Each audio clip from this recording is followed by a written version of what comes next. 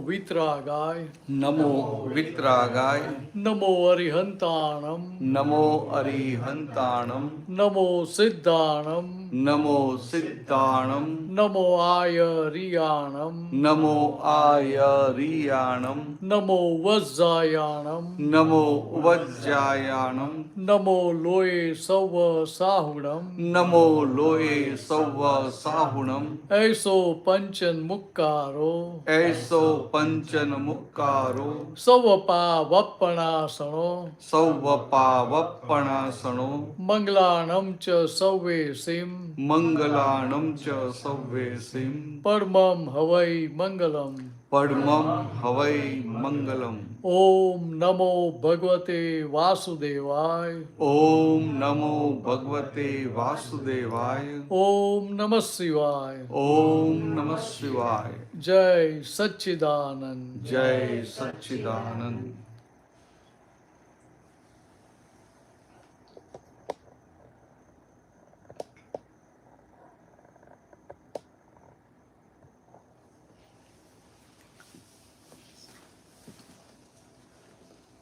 નામ ભૂલી ગયો તમારું લક્ષ્મણભાઈ હા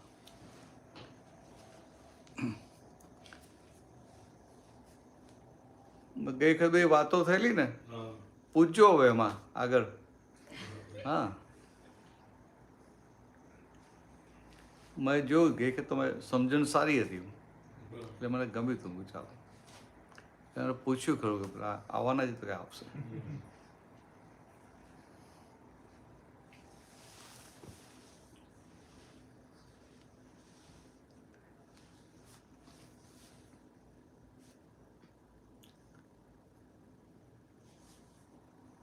આ ધર્મ છે ને સુખી થવા માટે છે પૂછ્યો હતું આમ આપણે સત્સંગમાં બહુ ભેગા નથી થયા કે કેવા નથી થયા જ્ઞાન લીધેલું છે ઓ તો પછી એના માટે રાખાય એમ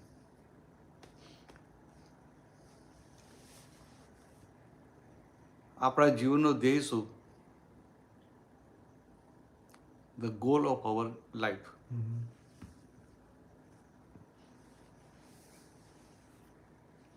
આ તો રિટાયર થઈ ગયા અમને ના પૂછે તને તો પૂછે મારા માટે તો હાલ પૈસા છે હા, મમ્મી પપ્પાનું સુખ છે હા બરાબર મારા ફેમિલીનું હવે મારા વાઈફનું છે જવાબદારીઓ છે બધી મમ્મી પપ્પા અહીં આવી જવાના પછી આગળ જતા યા ડાઉન ધ રોડ યા એમની તૈયારી છે ને તૈયારી છે હા બહુ સારું કાકા થઈ ગયા છે કાકા આવી ગયા હવે. હા કાકા વેનકોર કેમ નહીં જતા રહ્યા એમનો ભેગો તો ત્યાં છે કહી શકાય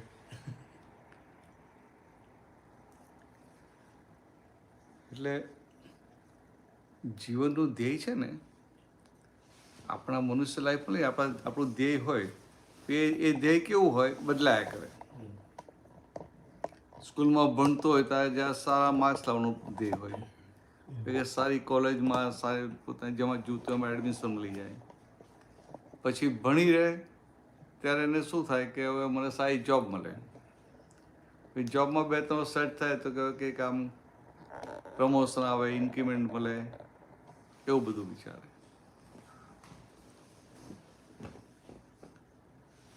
પછી થોડો સેટ થયો એટલે એના ગોલ એના ધ્યેય બદલાતા જાય તો એ ધ્યેય કેમ બદલાય છે તો કે એની સુખની માન્યતા બદલાતી જાય છે જ્યાં ભણતો હોય ને ત્યાં તેને થાય મારા સારા માર્ક્સ આવે એટલે હેપી થઈ જાય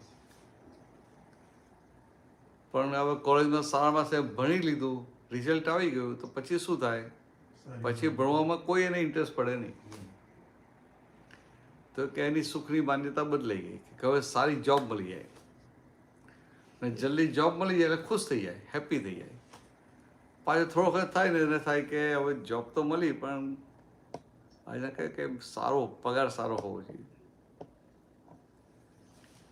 અથવા જલ્દી ઇન્ક્રીમેન્ટ આવે ફ્યુચર સ્કોપ હોવા જોઈએ બધું બદલાયા કરે પછી એ મળે તો કે આ બધું છે કે અથવા પૈસા ભેગા થાય સારું પૈસા ભેગા થાય તો એ પછી હેપી ના રહે તમારો ગોલ હોય હેપી થવાનું કે તમને પૈસા મળશે ને હું હેપી થઈશ તો પૈસા મળે પછી શાંતિ થઈ જવી જોઈએ ને પણ પૈસા મળે પછી એને શાંતિ થાય ખરી, ના થાય. સંતોષ થાય ખરો?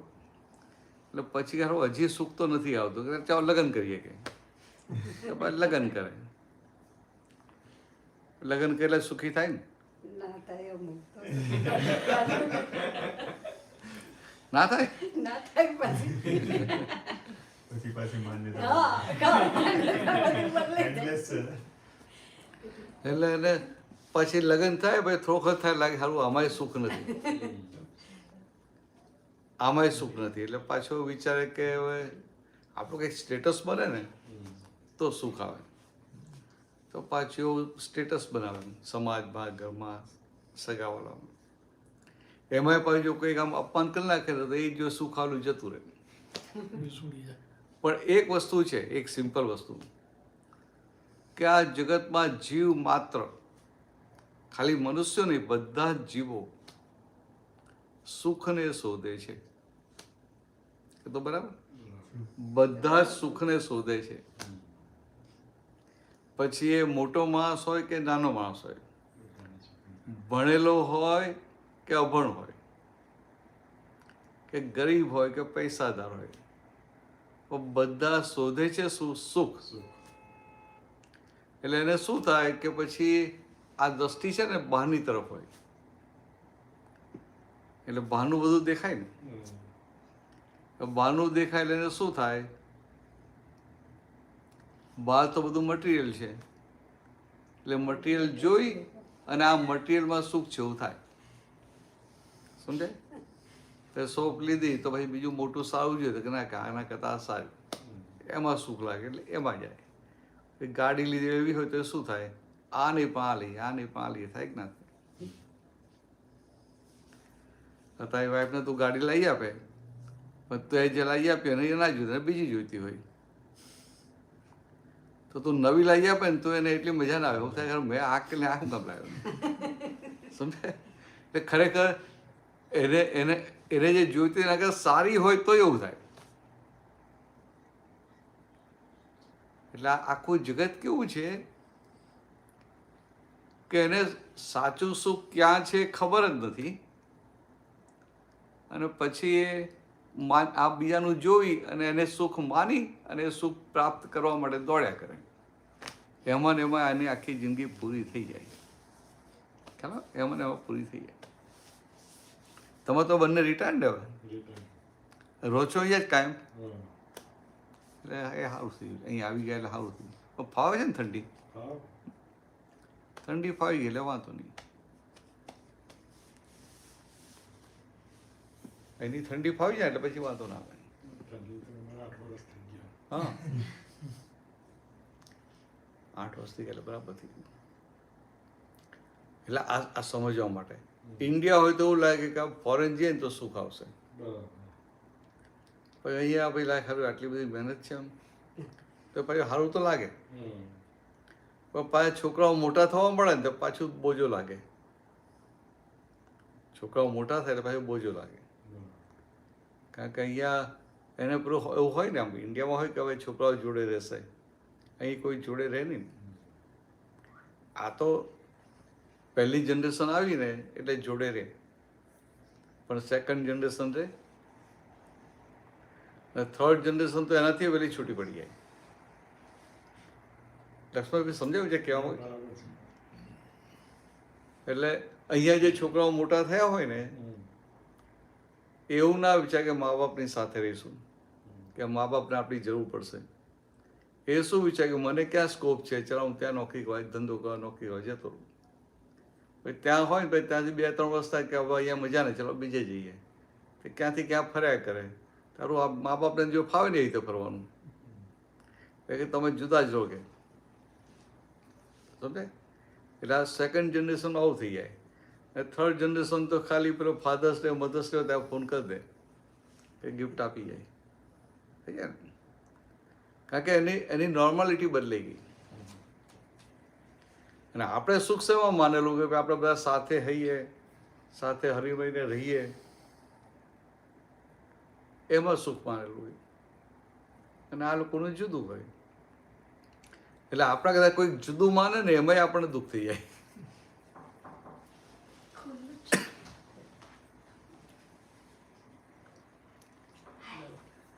કોઈ આપણા કદાચ જુદું માને ને એમાં આપણે દુઃખ થઈ જાય. તો સાચું સુખ શું? હા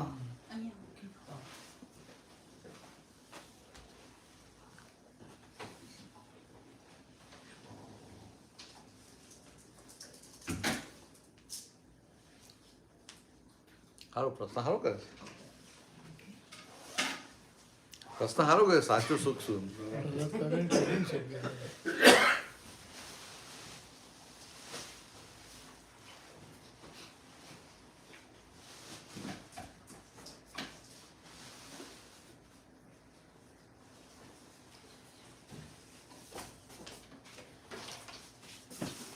બેસો બેસો આંટી પાસે.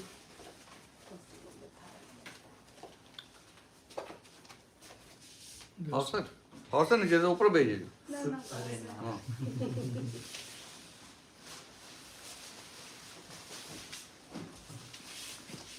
અત્યાર સુધી જે વાત કરી રિલેટેબલ તો છે.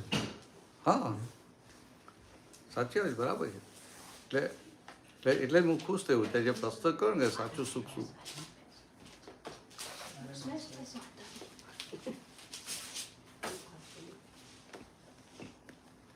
હજી બીજા 4 જણા આવી જશે ને આવી જશે. આ લોકોને થોડી વાત કરું એટલે પછી લિંકમાં પછી વાત પકડાય ને. શું નામ તારું? કુંજન. કુંજન.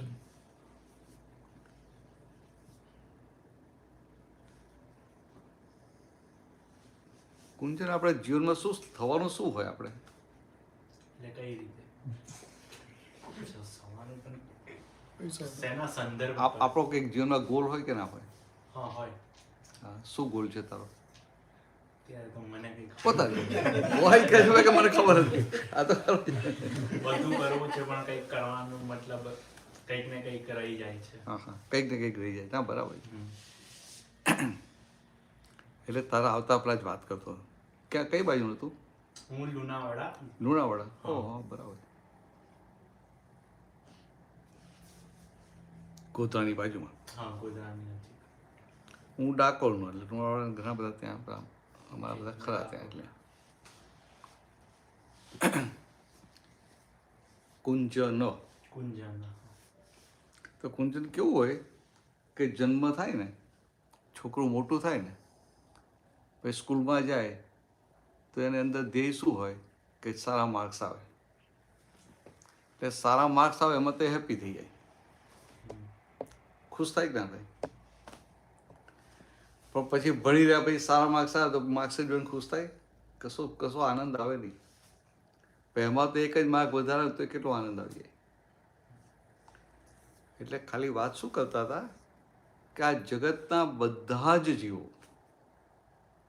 મનુષ્યો અને પ્રાણીઓ બધા સુખ શોધે છે. All living Bing they are seeking happiness. Simple વાત આમ બરાબર છે. આપણે ઇન્ડિયામાં કૂતરું હોય ને તાપ પડે તો છાંડમ જાય કે ના જાય? તો કે સુખ શોધે. તો સુખ તો બધા જ શોધે છે પણ કોઈને ખબર છે કે સુખ ક્યાં છે? સુખ શેમાં છે? સુખ કેવી રીતે પ્રાપ્ત થાય? એટલે એ વાત કરતા હતા. એટલે આમને આગળ પ્રશ્ન કે હું રવા દઉં કારણ બીજી થોડી વાત કરું પછી એટલે કે ને તો લિંક પર સમજાય ને આમ. સુખ શેમાં હશે? એ તો ડિપેન્ડ કરે કઈ રીતના માણસોનું કઈ રીતના. તું કેનેડા આવ્યો છે એના માટે? આવું હતું ઇન્ડિયાની અંદર કઈ ઓપોર્ચ્યુનિટી એટલે હા. પછી મેં આવ્યો હા અહીંયા. એટલે આવ્યો. હા. એટલે અને સુખી મારા થયા. પપ્પાની બી ઈચ્છા હતી કે ભાઈ મેં બહાર જાઉં. હા હા બરાબર. અને આવી ગયો. હમ. કેટલા વર્ષથી આવ્યો છે? મારે 5 વર્ષ. 5 વર્ષ કે એટલે ઘણા બરાબર ટાઈમથી.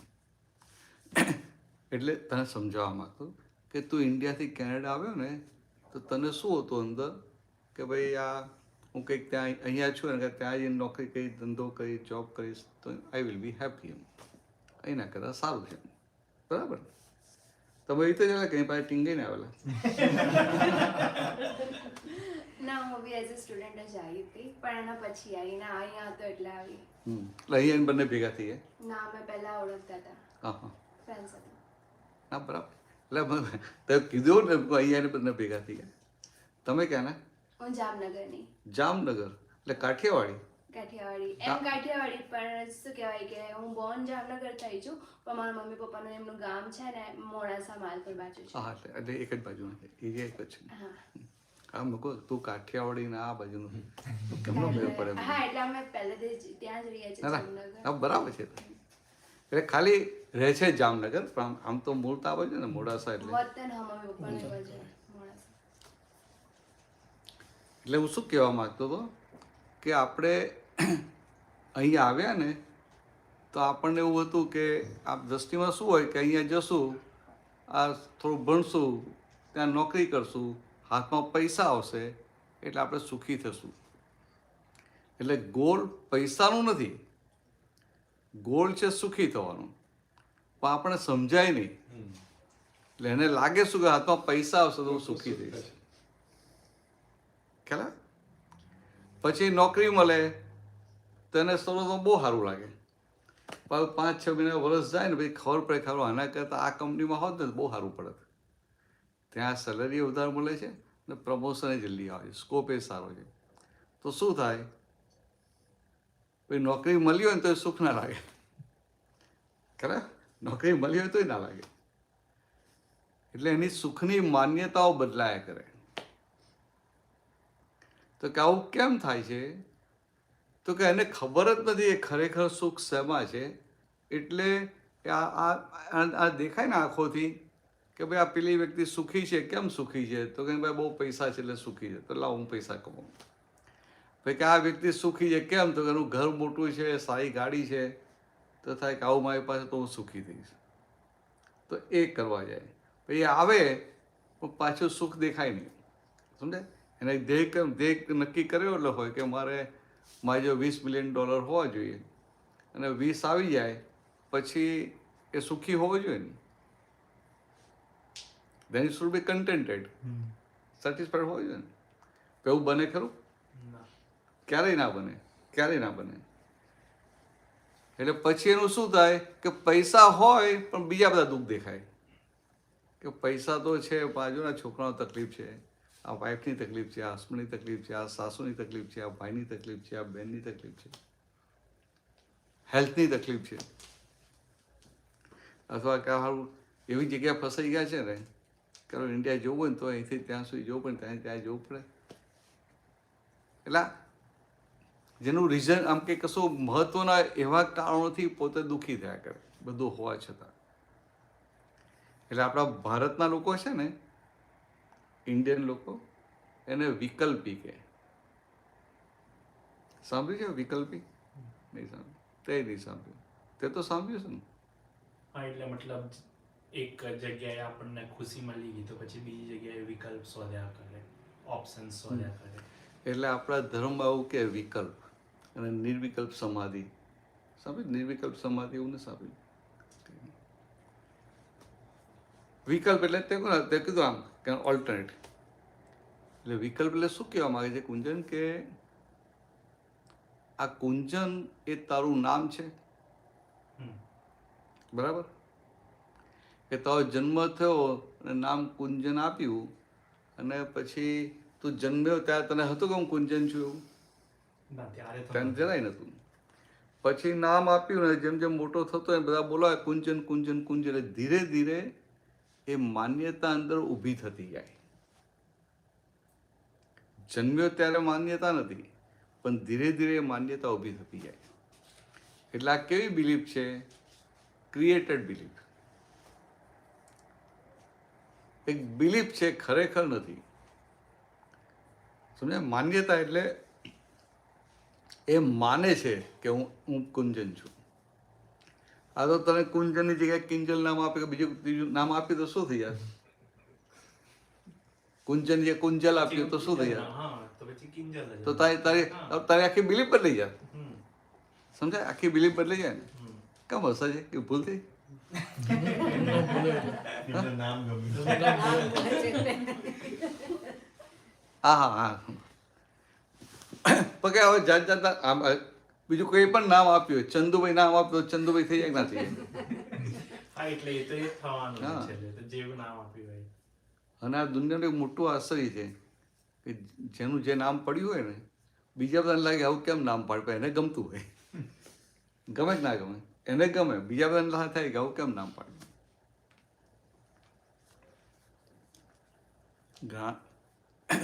એટલે કહેવા શું માગું છું કે આ ખાલી એક માન્યતા ઊભી છે થઈ ગઈ. એટલે એનો શું થયું કે ખરેખર તો કુંજન નથી. કુંજન ખાલી તને આપવામાં આવેલું નામ છે. તને નામ આપ્યું અને તે પછી ધીરે ધીરે મોટો થયો એટલે અંદર માન્યતા ઊભી થઈ કે હું જ કુંજન છું, અને પછી એ તને સાચું લાગે કે ના હું જ કુંજન છું. પણ આ નામ તો ટેમ્પરરી આપ્યું છે. આ નામ વ્યવહાર ચલાવવા માટે આપ્યું છે, કે આઈડેન્ટિફિકેશન માટે. વ્યવહાર કઈ રીતે ચાલે? નામ ના આપે તો સ્ટોર કોના નામે લે? નામ ના આપે લગ્ન કઈ રીતે કરે? સમજાય? નામ ના આપે લગ્ન એ ના થાય ને. આ પ્રાણીઓમાં નામ નથી આવતો, પ્રાણીઓમાં લગ્ન કરાવે છે? ના હોય ત્યાં. સમજવા માટે તો કે નામ ના હોય તો બેંકમાં ખાતું કઈ રીતે ખોલે, ગાડી કેવી રીતે લે? તો કે આ વ્યવહાર ચલાવવા માટે આઈડેન્ટિફિકેશન માટે નામ આપ્યું. પણ એને તે સાચું માની લીધું કે ના હું પોતે જ કુંજન છું. એટલે તું પોતે કુંજન થઈ બેસે તો શું થાય? સમજે? હવે એક બાજુ તો શું કે મારું નામ કુંજન છે એવું કે ના કે? બરાબર છે. હવે જ્યારે કે મારું નામ, એનો અર્થ શું થયો કે તને આપવામાં આવેલું નામ છે, તું પોતે નથી. સમજાય? તીરથ નથી, તિથલ. હા, તિથલ. મને જ્યાં લાગ્યું પેલું બે ભેગા થાય છે. તિથલ સમજાય? તને આપવામાં આવેલું નામ છે, અને તું શું કહે કે માય નેમ ઇઝ તિથલ. હવે તું જ્યારે બોલે છે કે માય નેમ ઇઝ તિથલ, એનો શું થયો કે it's a name given to you, not your true self. સમજાય? તને આપવામાં આવેલું નામ છે, તું પોતે ખરેખર નથી. પણ આ બધા જે નાનપણથી તિથલ તિથલ કરે એટલે અંતે એક માન્યતા ઊભી થઈ જાય કે ના હું પોતે જ તિથલ છું. એટલે શું થયું? દાદા ભગવાને એને સાદી ભાષામાં એવું કીધું કે આ હું તિથલ છું, હું કુંજન છું, એ પહેલી અજ્ઞાન માન્યતા, એટલે કે ફર્સ્ટ રોંગ બિલીફ. પછી આ અજ્ઞાન માન્યતાઓ તો બીજી બધી કેટલી બધી અજ્ઞાન માન્યતાઓ ઊભી થાય કે ના થાય? હું આ ગામનો છું, હું આટલા વર્ષનો, આટલી ઉંમરનો છું, હું આનો દીકરો છું, આનો કાકો છું, આનો મામો છું, આનો ભાઈ છું, આનો ફ્રેન્ડ છું, કેટલી બધી ઊભી થાય. હું આટલું ભણેલો છું, હું આટલા વર્ષથી કેનેડામાં છું, હું આનો હસબન્ડ છું. થાય કે ના થાય? કુંજન સમજાય? તો કે એ બધી માન્યતાઓ ક્યારે ચોંટે, ક્યારે વર્ગે? આ પહેલી ફર્સ્ટ સ્ટ્રોંગ બિલીફ હોય ત્યારે. એટલે આ તો બધી સબોર્ડિનેટ રોંગ બિલીફ કહેવાય. તો કે આ ફર્સ્ટ સ્ટ્રોંગ બિલીફ હોય ત્યારે. એટલે ભગવાનની વાત શું છે કે અત્યારે તારી હાલત કેવી છે કે તું ખરેખર જે છે એ જાણતો નથી. તું પોતે ખરેખર છે એ જાણતો નથી, અને તું જે કુંજન નથી એ કુંજન થઈને આખું જીવન જીવે છે. સમજાય? એટલે કે તું તારી ગાદી પર નથી બેઠો, બીજાની ગાદી પર ચડી બેઠો છે. સમજ્યો તને? તો પછી હું છું કોણ? હા, એ એટલા માટે જ આવું તને ઊભું થાય એટલા માટે જ વાત કરી. આને પૂછી લે ને. એને જ નહીં ખબર. તને હારા મારું એ ઓળખે, એની જાતને ઓળખે, એને કદાચ બધા તને ઓળખે. એટલે મતલબ બધા માટે. ના બરાબર, સાચી વાત. શુદ્ધાત્મા. હા, શુદ્ધાત્મા આત્મા કહીએ, હવે શબ્દથી હું બોલું કે હું આત્મા છું, કે હું શુદ્ધાત્મા છું, હું શુદ્ધ છું, ચાલે ખરું? તો પછી પાછું એક નામ આપે એવું થઈ ગયું. હા, તું કે હું આત્મા છું, પણ કે કામ ક્યાંક જાય ને કોઈ તારી વાત કરતું હોય અને તું એને બહુ મદદ કરતો હોય ને તારા માટે નેગેટિવ બોલતા હોય તો શું થાય તને? હારું, મેં એને આટલી મદદ કરી, મારા માટે આવું બોલે છે. એ થાય કે ના થાય કે મારા માટે બોલે છે? કુંજન થાય કે ના કે મારા માટે બોલે છે? એટલે એનો શું થયો કે તું આત્મા છે કે કુંજન છે? તો કે આ શબ્દથી બોલે કે હું આત્મા છું, પણ બિલીફમાં શું છે? હું આત્મા છું છે તો બિલીફમાં નથી. એટલે કોન્ટ્રાડિક્શન થયું કે ના થયું? પોપટ બોલાવા જેવું થયું. હમ? પોપટ રામ રામ બોલે એવું. હા, પોપટ રામ રામ બોલે એવું. આમ પોપટ બોલે રામ રામ તો સમજીને બોલે છે, સમજ્યા વગર. એટલે ખ્યાલ આવે? એટલે આને રોંગ બિલીફ કીધી.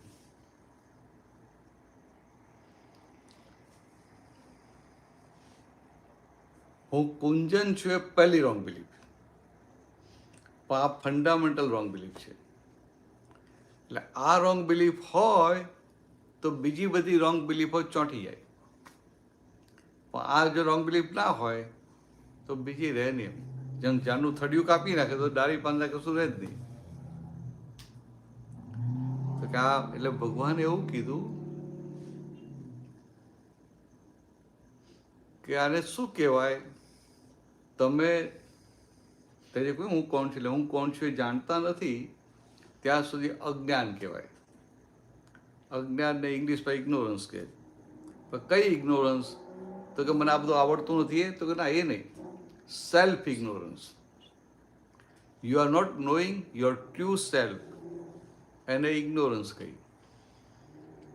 એટલે એ ઇગ્નોરન્સને તોડવાની છે અને પોતે ખરેખર હું કોણ છું એ જાણવાનું છે. તારો પ્રશ્ન સારો હતો કે હું કોણ છું, તો કે ખરેખર છે કોણ?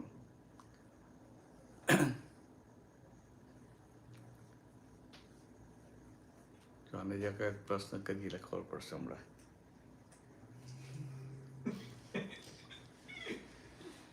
તારે ભગવાન થવું છે? નતું ને? તારે થવું છે? તો બહુ સારું. વિજ્ઞાન રાખવું પડે ને, તો આ ઝઘડો કરાય તો ના એટલે ચાલે. બંને અમને એક છે, સાથે જ છે. હારું, મને એમ કહે ભગવાન કેમ નથી થવું?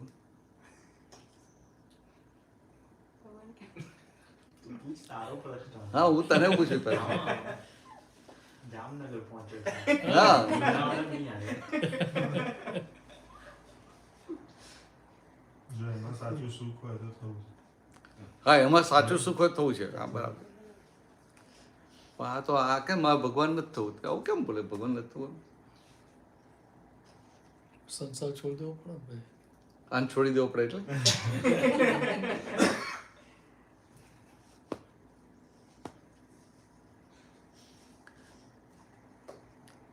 જો સમજાવું તને, એટલે એક રીતે સમજાવું. તું શું ભણેલો? મેં ઇલેક્ટ્રિકલ એન્જિનિયર. ઇલેક્ટ્રિકલ. ને તે ડેન્ટિસ્ટ્રી. ડેન્ટિસ્ટ એટલે ડૉક્ટર છે. ડેન્ટિસ્ટ એટલે ડૉક્ટર ને, અને ડેન્ટિસ્ટ એટલે જુદું પાછું એક જ. હાઇજીન. હા, અહીંયા કરું. ના, અહીંયા હું એક્ઝામ આપું છું. ઇન્ડિયામાં બેચલર કર્યું છે ડેન્ટિસ્ટ. અહીંયા એક્ઝામ પાસ કરી સહેલી છે કે અમેરિકામાં સહેલી છે? ખબર નહીં, હજી મેં હમણાં જ એક્ઝામ આપી છે ફેબ્રુઆરીમાં, ફર્સ્ટ એક્ઝામ. સો હા, બરાબર. તો આ સમજવા માટે ભગવાન હોય તો તિથલ ભગવાન અવિનાશી હોય કે વિનાશી હોય? અવિનાશી. અવિનાશી. બરાબર, અવિનાશી એટલે સમજાય? ભગવાન પરમનન્ટ હોય, ભગવાન અવિનાશી હોય એટલું તો સમજાય ને. એટલે જે અવિનાશી હોય એને ભગવાન કહેવાય. હવે આપણે હિન્દુ છીએ ને, એટલે આપણે સનાતન ધર્મ માનીએ, એટલે આપણે પુનર્જન્મ કર્મનો સિદ્ધાંત માનીએ કે ના માનીએ?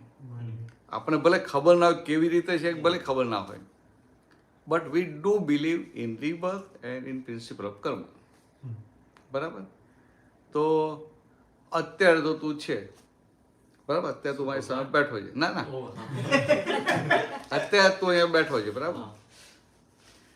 તને આ દેહ મળ્યો, આ જન્મ મળ્યો, એ પહેલા તું હતો કે નહીં?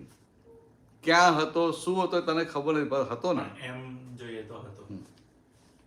અને જ્યાં તારું આયુષ્ય કર્મ પૂરું થશે પછી ક્યાંક જવાનું તો ખરો ને, પછી રહેવાનો ને. એટલે કે તું પોતે સમજો બરાબર? તું પોતે અત્યારે છે, પાસ્ટમાં હતા અને ભવિષ્યમાં રહેવાના, તો આપણે પોતે પરમનન્ટ થયા કે ટેમ્પરરી થયા? એમ જોઈએ તો પરમેનન્ટ હા પરમનન્ટ થયા ને, સમજાય ને? પણ વજૂદ આપણું ના રહે. એવું ને એવું નહીં, પરમનન્ટ થયા કે ના થયા? લોજિકલી પરમેનન્ટ થાય.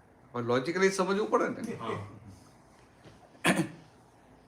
કે in past we were there, in present we are, and in future also will be there. Where, when, where, what એ આપણને ખબર નથી, બટ વીલ બી ધેર. એટલે કે આપણે પોતે, we our self, our true self is permanent and permanent is God. એટલે તું ભગવાન તો છે જ ને, એટલે ભગવાન તો તું છે જ, સમજાય તને? તું ભગવાન તો છે જ, પણ અત્યારે તારી બિલીફ ભગવાનમાં નથી રહી. તારી બિલીફ, શું નામ તારું? વૈશાલી. વૈશાલી. તારી બિલીફ વૈશાલીમાં જતી રહી, સમજાય? તારી બિલીફ કુંજનમાં જતી રહી. એટલે કે છે ભગવાન, પણ અત્યારે બિલીફ બેઠી છે કુંજનમાં. એટલે ભગવાન હોવા છતાં ભગવાન હોવાનો લાભ લઈ શકતા નથી. ખ્યાલ આવ્યો? તમે સમજાયું કુંજન? ના સમજ્યું?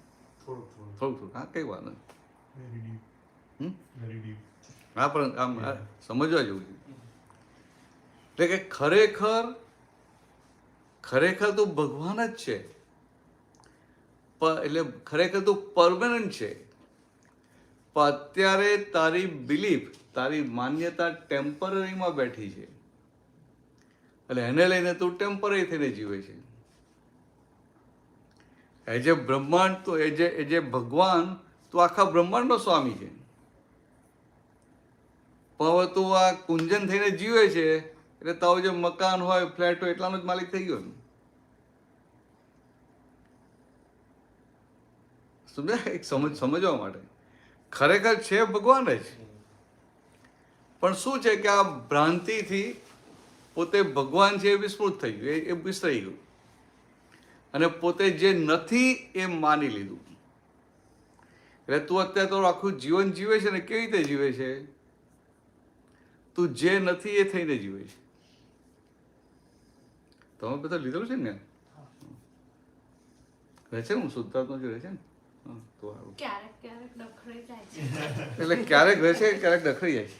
ના, મોસ્ટ ઓફ ધ ટાઈમ્સ રહે છે. બસ ક્યારેક બહુ ક્યારેક થયું, થોડું આપણે બહુ નથી રાખવું, થોડુંક જ છે ને, બહુ થયું. ખ્યાલ આવે? જે સમજાવવા માંગુ છું, આપણે કહીએ ને માય નેમ, તું કે માય નેમ ઇઝ કુંજન, એટલે તું કુંજન તો નથી. Kunjan is your name, name given to you just for your identification. એટલે આમ બીજી રીતે કહીએ કે દાખલા તારું ઘર હોય, તું શું કહે? માય હાઉસ કહે કે ના કહે? તો હાઉસ અને તું બંને જુદા થયા કે એક થયા? જુદા થયા. એ તો આપણને ચોખ્ખું જ દેખાય, કારણ કે આ તો ગ્રોસ લેવલે છે. પછી તું શું કહે? માય ટી શર્ટ, તારું ટી શર્ટ તું એક કે જુદા? કારણ કે શું આપણે કહીએ my, you use the word my. એટલે જ્યાં જ્યાં આપણે માય કહીએ ને, આઈ અને માય બંને જુદા હોય, એક ના હોય. સમજાય વાત છે? હવે થોડું આપણે નજીક ક્લોઝમાં જઈએ. આપણે શું કહીએ? માય હેન્ડ્સ એવું કહીએ ને, એટલે હાથથી તો જુદો કે નહીં? માય બોડી, એટલે બોડીથી જુદા. પછી થોડું સટલમાં જઈએ, ક્યાં કોઈ તારે કંઈક આમ અપમાન કરી નાખ્યું બધાની વચ્ચે, પછી તને આખી રાત પેલું એના વિચાર ઊંઘ ના આવે, તો સવારે ઉઠીને તો આ વૈશાલીને શું કહે કે કાલે પેલો મને આવું બોલી ગયો ને, આખી રાત મને ઊંઘવા ના દીધો. એવું કે મારું મન, એટલે મનથી પણ તું જુદો છે. સમજાય? એટલે કે જ્યાં જ્યાં આપણે માય કહીએ છીએ, એ દરેક માયથી આપણે જુદા છીએ. એટલે કે by default I and my are different. સમજાય? But at present because of illusion, ભ્રાંતિને લઈને એ આઈને માય ભેગું કરી નાખ્યું. છે જુદા, કરી નાખ્યું ભેગું. એટલે ભેગું કરી નાખ્યું એટલે આ માયવાળા પાર્ટના જે સુખ દુઃખ હોય ને એ તને હલાવી નાખે. સુખ આવે તો એ તને આમ હવામાં ઉડે, દુઃખ આવે તો પાણીમાં બેસી જાય. થાય કે ના થાય? બધું સીધું ચાલે તો કેટલો આમ આનંદમાં રહે, ઉલ્લાસમાં રહે. અને જ્યાંક બધું ઊંધું ચાલતું હોય ને તો કોઈનો વાંક ના હોય તો અકરી જાય, સમજે? અથવા તો આ ઓફિસનો ગુસ્સો ઘરનો, શોપનો ગુસ્સો ઘરે જઈને કાઢે ને. ક્યાંક તો સ્ટીમ રિલીઝ કરવી પડે ને, કુકરની સેટી ક્યાંક તો વાગે ને. હા, એટલે ભગવાને એવું કીધું કે સેપરેટ આઈ એન્ડ માય. પછી એવું કહું કે તારી જાતે સેપરેટ નહીં થાય. એટલે જેમ દૂધમાં સેપરેટર હોય ને એમ કે વિથ જ્ઞાની સેપરેટર, સમજાય? એટલે કે યોર ટ્રુ સેલ્ફ એ જ ભગવાન છે. અત્યારે તને એ ભાન નથી થયું એટલે તું કુંજલ થઈને જીવે છે, કુંજન થઈને જીવે છે. પણ એ ભાન થાય તો આ જુદા પડે એટલે નોર્માલિટીમાં આવી જાય. એટલે અત્યારે કેવું થાય છે તને ખાલી સમજવા માટે કહું કે આપણે ધંધો કરતા આવીએ અને આપણે કોઈને માલ આપ્યો તો પેલો ચેક આપી જાય, ચેકમાં એકાઉન્ટ રકમ ભરી દે, પછી બાકીનું આપી દે આપણને કે ભાઈ તમે ભરી દેજો. ત્યાં આપણો એકાઉન્ટ નંબર હોય ને ભૂલથી આપણે પેલો 78 હોય ને 87 કરી નાખીએ, લખવામાં ભૂલ થઈ જાય તો પૈસા આપણા ખાતામાં જમા થાય ના થાય? એવું તું આખી જિંદગી, હજી તને બહુ વર્ષ નથી થયા ને, કેટલા થયા? 29. એટલે 29 થયા. આપણે આગલી વાત તો જાય 29 વર્ષ સુધી તે જે કંઈ પણ કર્યું, તું ભણ્યો, કેનેડા આવ્યો, લગ્ન કર્યા, બધું કર્યું, બધું કોના માટે કર્યું? એમ જોઈએ તો મહારાજ માટે. હા, એટલે કુંજન માટે, બરાબર? અને તું પોતે કુંજન તો છે નહીં, સમજાય? કુંજનથી તો જુદો છે. એટલે કે ત્યાં આ જે 29 વર્ષ જે પણ ટાઈમ, એનર્જી સ્પેર કર્યા, બધું કર્યું ને એ બધું બીજા માટે કર્યું, તારા પોતાના માટે કશું કર્યું નહીં. બહુ મોટી મૂર્ખામી કહેવાય કે ના કહેવાય? પણ એમ જોઈએ તો થોડી ઘણી રસ્તામાં ખુશી બી મળી. હા હા હા, એટલે એ તો આ મળી એટલે ખુશી મળી. પણ એમ વાત છે તો એ મતલબ આત્મા માટે થયું કે ભાઈ આમ પ્રસન્ન થયું. હા હા, આત્મા પ્રસન્ન ને મન પ્રસન્ન હા, થાય. મન પ્રસન્ન. આપણું ધાર્યું થાય ને, આપણે જે ગમતું એ મળે એટલે અને ગમતી એવી નોકરી મળે ને તો અંદર મન પ્રસન્ન થાય ને. એટલે ઘર શોધવા જઈએ ને, આમ ઘર જોઈને ગમે એવું હોય ને મળી જાય તો એ આનંદ થાય, ખુશી થાય. અને બે ચાર જોઈએ ને પછી ઠેકાણું ના પડતું હોય, ના ગમતું હોય લેવું પડે ને, લઈ લઈએ ખરા, પણ અંદર ખુશી ના થાય. એટલે આ મનનો સ્વભાવ છે કે મનને ગમતું આવે ત્યાં ખુશી થાય. પાછો મનનો એવો સ્વભાવ વિરોધાભાસી છે કે આજે એને ગમતું લાગે છે, 6 મહિના પછી, વર્ષ પછી ના ગમતું થઈ જાય. ખરા? એને આમ જુએ ને ગમી જાય ને પછી થાય ખરું આ એરિયા બહુ ખરાબ છે, કે ત્યાં આગળ બહુ કન્જેશન છે, ટ્રાફિક બહુ છે, આમ છે, આવું બધું ચાલતું હોય. એટલે આ તો ખાલી સમજવા માટે કે because you don't know your true self, એટલે તું જે કંઈ પણ કરે છે આ બીજા માટે કરે છે, બીજા માટે. અને આ ભગવાને શું કીધું કે આ મોક્ષે જવું હોય ને આધ્યાત્મમાં તો એને સ્વાર્થી થવું પડે. સ્વાર્થી થતા કોઈને આવડે જ નહીં ને. તને આવડે છે સ્વાર્થી થતા? આને આવડતું છે, કોઈ સાલે આવડે ને? મારી જોડે હોય તો ખરો, પણ બાકી એને બી નહીં આવડે. નથી આવડે? એટલે સારી છે, ચાલ ડાવી છે. પણ ભગવાને સ્વાર્થી કોને કહ્યા? આપણે જે સ્વાર્થી કહીએ છીએ ને જગતની ભાષામાં, એ સ્વાર્થી એટલે સેલ્ફિશ થયો. અને ભગવાન જે સ્વાર્થી કહે છે ને, સ્વ અર્થ, એટલે કે સ્વનો અર્થ કાઢી લે, એટલે કે પોતે કોણ છે એ જાણી લીધું ને, એ સ્વ અર્થ કાઢ્યો કહેવાય, એને સ્વાર્થી કહેવાય. સમજાય? સ્વ અર્થ. એટલે આ તારે સુખી થવું હોય ને તો આટલી આ રોંગ બિલીફ ફ્રેક્ચર થાય ને તું ખરેખર કોણ છું એ તું જાણે એટલે રોંગ બિલીફ ફ્રેક્ચર થઈ ગઈ. અને પોતે ખરેખર છે કોણ છે એ આખું એને અંદર પાક્કી શ્રદ્ધા બેસે. એટલે હું ભગવાન છું બોલવાથી ના ચાલે, હું આત્મા છું બોલવાથી ના ચાલે, પાક્કી શ્રદ્ધા બેસવી જોઈએ. અને એક બાજુ એ શ્રદ્ધા બેસે ને એટલે પછી આ સંસાર છે ને ચાલે એવો ને એવો છે, બહારથી કશો ફેરફાર ના થાય, પણ તારી અંદરથી બધું એટલું બધું સરસ બદલાઈ જાય ને કે કોઈ તારું અપમાન કરી જાય ને તો એ અસર ના થાય, કોઈ દુઃખ આપે ને તો એ અસર ના થાય, કોઈ ચીટિંગ કરી જાય ને તો એ અસર ના થાય. એટલે તું નોર્માલિટીમાં રહી શકે એટલે જલ્દી એ બધામાંથી બહાર આવી જાય.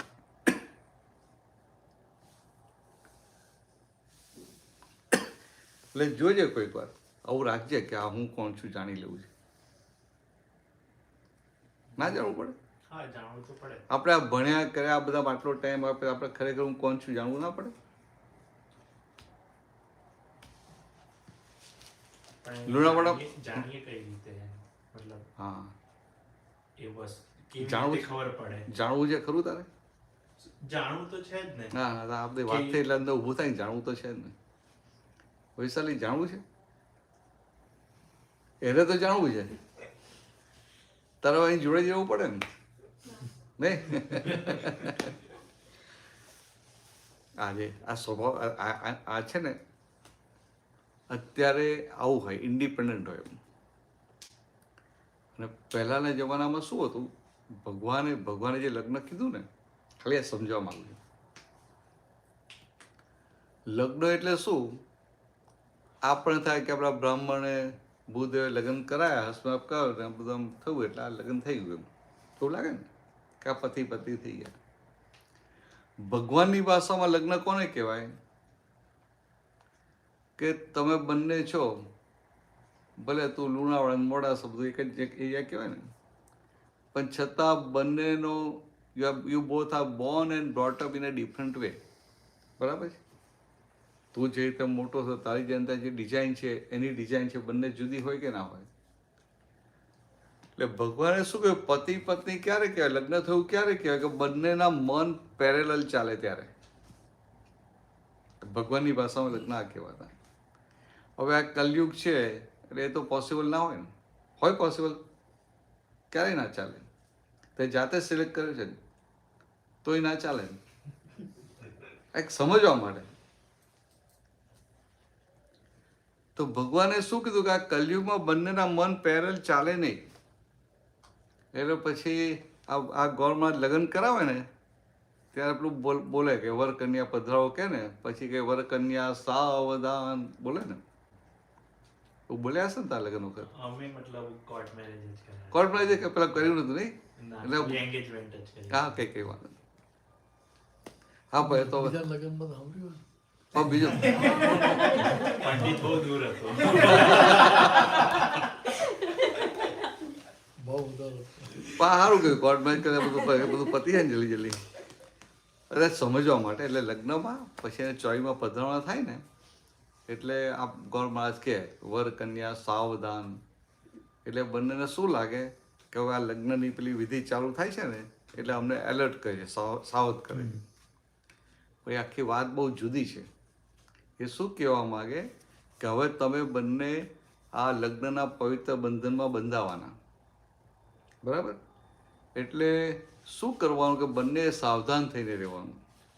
સાવધાન એટલે આ વૈશાલીને કોઈ વાર ગુસ્સો આવી જાય ને એ વખતે તારે સાવધાન થઈ જવાનું, તારે શાંતિ રાખવાની. તને ગુસ્સો આવી જાય ત્યારે એને સાવધાન થઈ જવાનું, એને શાંતિ રાખવાની. એટલે અથવા તો બીજી રીતે કહીએ, તારું મન ને એનું મન આમ અલગ દિશામાં જાય ને, એનું મન તારથી થોડું અલગ દિશામાં જાય એ વખતે તારે સાવધાન થઈને એની સાથે એડજસ્ટમેન્ટ લઈ લેવાનું. એની સાથે ઝઘડો ના થવો જોઈએ. તો એને ભગવાનની ભાષાનું લગ્ન કહેવાય. અને એવી જ રીતે તારું મનેથી જુદું જાય તો એને એડજસ્ટમેન્ટ લઈ લેવાનું. એટલે આવી રીતે એડજસ્ટમેન્ટ લીધા કરે તો એને ભગવાનની ભાષાનું લગ્ન કહેવાય. સમજે? આ થોડી નવી વાતો છે પણ મજા આવે સમજવા જેવી. ફાવશે ને? યાદ રહેશે ને? હું આવતો ફરી આવવાનો છું, તમને બેને તો બોલાવીશ ખાસ. અને પૂછીશ ખરું કેટલી વાર એડજસ્ટ થયા એડજસ્ટમેન્ટ કરવું પણ હતું. પહેલેથી નહીં એટલે હજી આ કોર્ટ બેચ કરે કેટલો ખર્ચો? 1 વર્ષ ઉપર દોઢ વર્ષ. 1.5 વર્ષ. 1.5 વર્ષ તો બધું સારું જ લાગે નહીં આનો પણ પૂછો અમે મતલબ 5-6 વર્ષથી બોયફ્રેન્ડ ગર્લફ્રેન્ડ હતા. હા, પછી બરાબર. marriage એવી રીતે. હા, બરાબર. ઓળખીએ છીએ. હા બરાબર ઓળખો છે પણ જ્યાં સુધી લગ્ન ના થાય ને ત્યાં સુધી બંનેનું સારું જ લાગે અને 4 વર્ષથી સાથે બી રહેતા હા હતા. બરાબર આ તો ખાલી લાઇટલી કહું છું કે લગ્ન ના કહેવાય ત્યાં સુધી બધું સારું લાગે.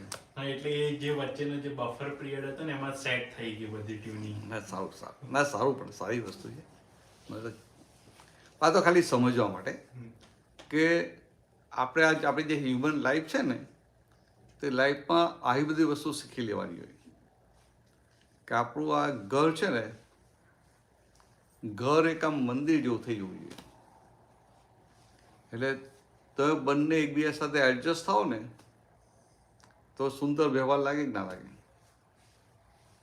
સમજે? હવે તો તારો પ્રકૃતિનો કોઈ ખૂણો હોય ને એને વાગે એવો હોય કે ના હોય અને એનો કોઈ એવો ખૂણો હોય પ્રકૃતિ તને વાગે કે બધી રીતે કે બધું મેચ ના થાય 100% મેચ થાય ના ના. થાય છે વૈશાલી 100%? હા એટલે થોડું તારે લેટ ગો કરવું પડે ને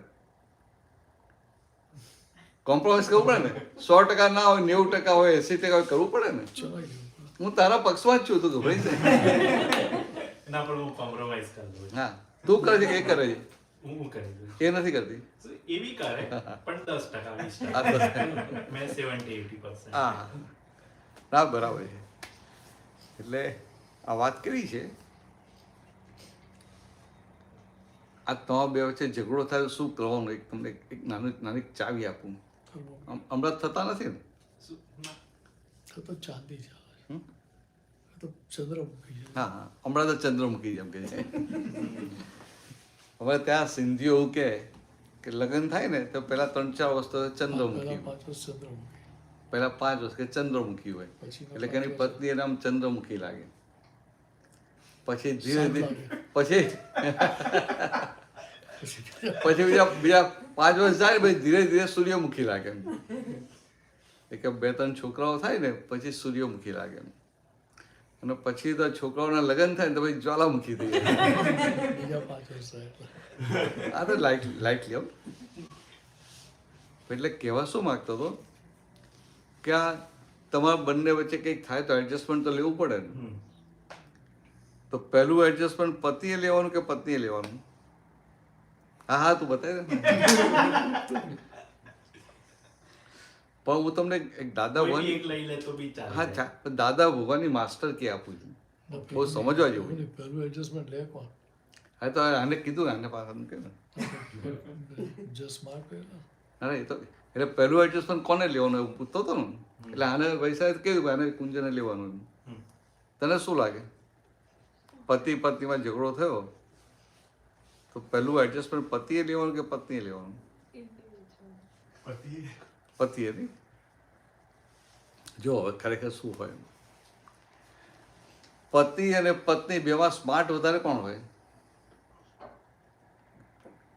બંને એવું લાગતું હોય, હું એવી છું, રીતે- હું છું. હા જો આને સસ જવાબ આપ્યો કે બંનેને એવું લાગતું હોય કે હું સ્માર્ટ છું તને એવું લાગતું હોય તું સ્માર્ટ છે ને એને એવું લાગે હું સ્માર્ટ છું લાગે કે ના લાગે? બધે એવું લાગે ત્યારે જ ઝઘડો થાય. ના પણ બંનેને એવું લાગે કે હું વધારે સ્માર્ટ છું Yeah. લાગે કે ના લાગે? કે જે લાગે કે ના લાગે? બંનેને એવું લાગે એટલે બંને એક નોકરી ના કરતી હોય ને તોય લાગે એને શું લાગે એને ખાલી નોકરી કરતા હોય પૈસા કમાતા આવડે છે આ વ્યવહારમાં તો કંઈ કશું અક્કલ જ નથી કે આ ઘર કેમ ચલાવવું આ વ્યવહાર કેમ કરો એને કશું આવડતું નથી કે થાય કે ના થાય? એટલે બંને એવું માનતા હોય કે હું વધારે સ્માર્ટ છું તો દાદા ભગવાન શું કહે કે પહેલું એડજસ્ટમેન્ટ કોને લેવાનું હોય? જે વધારે સ્માર્ટ હોય એને લેવાનું હોય.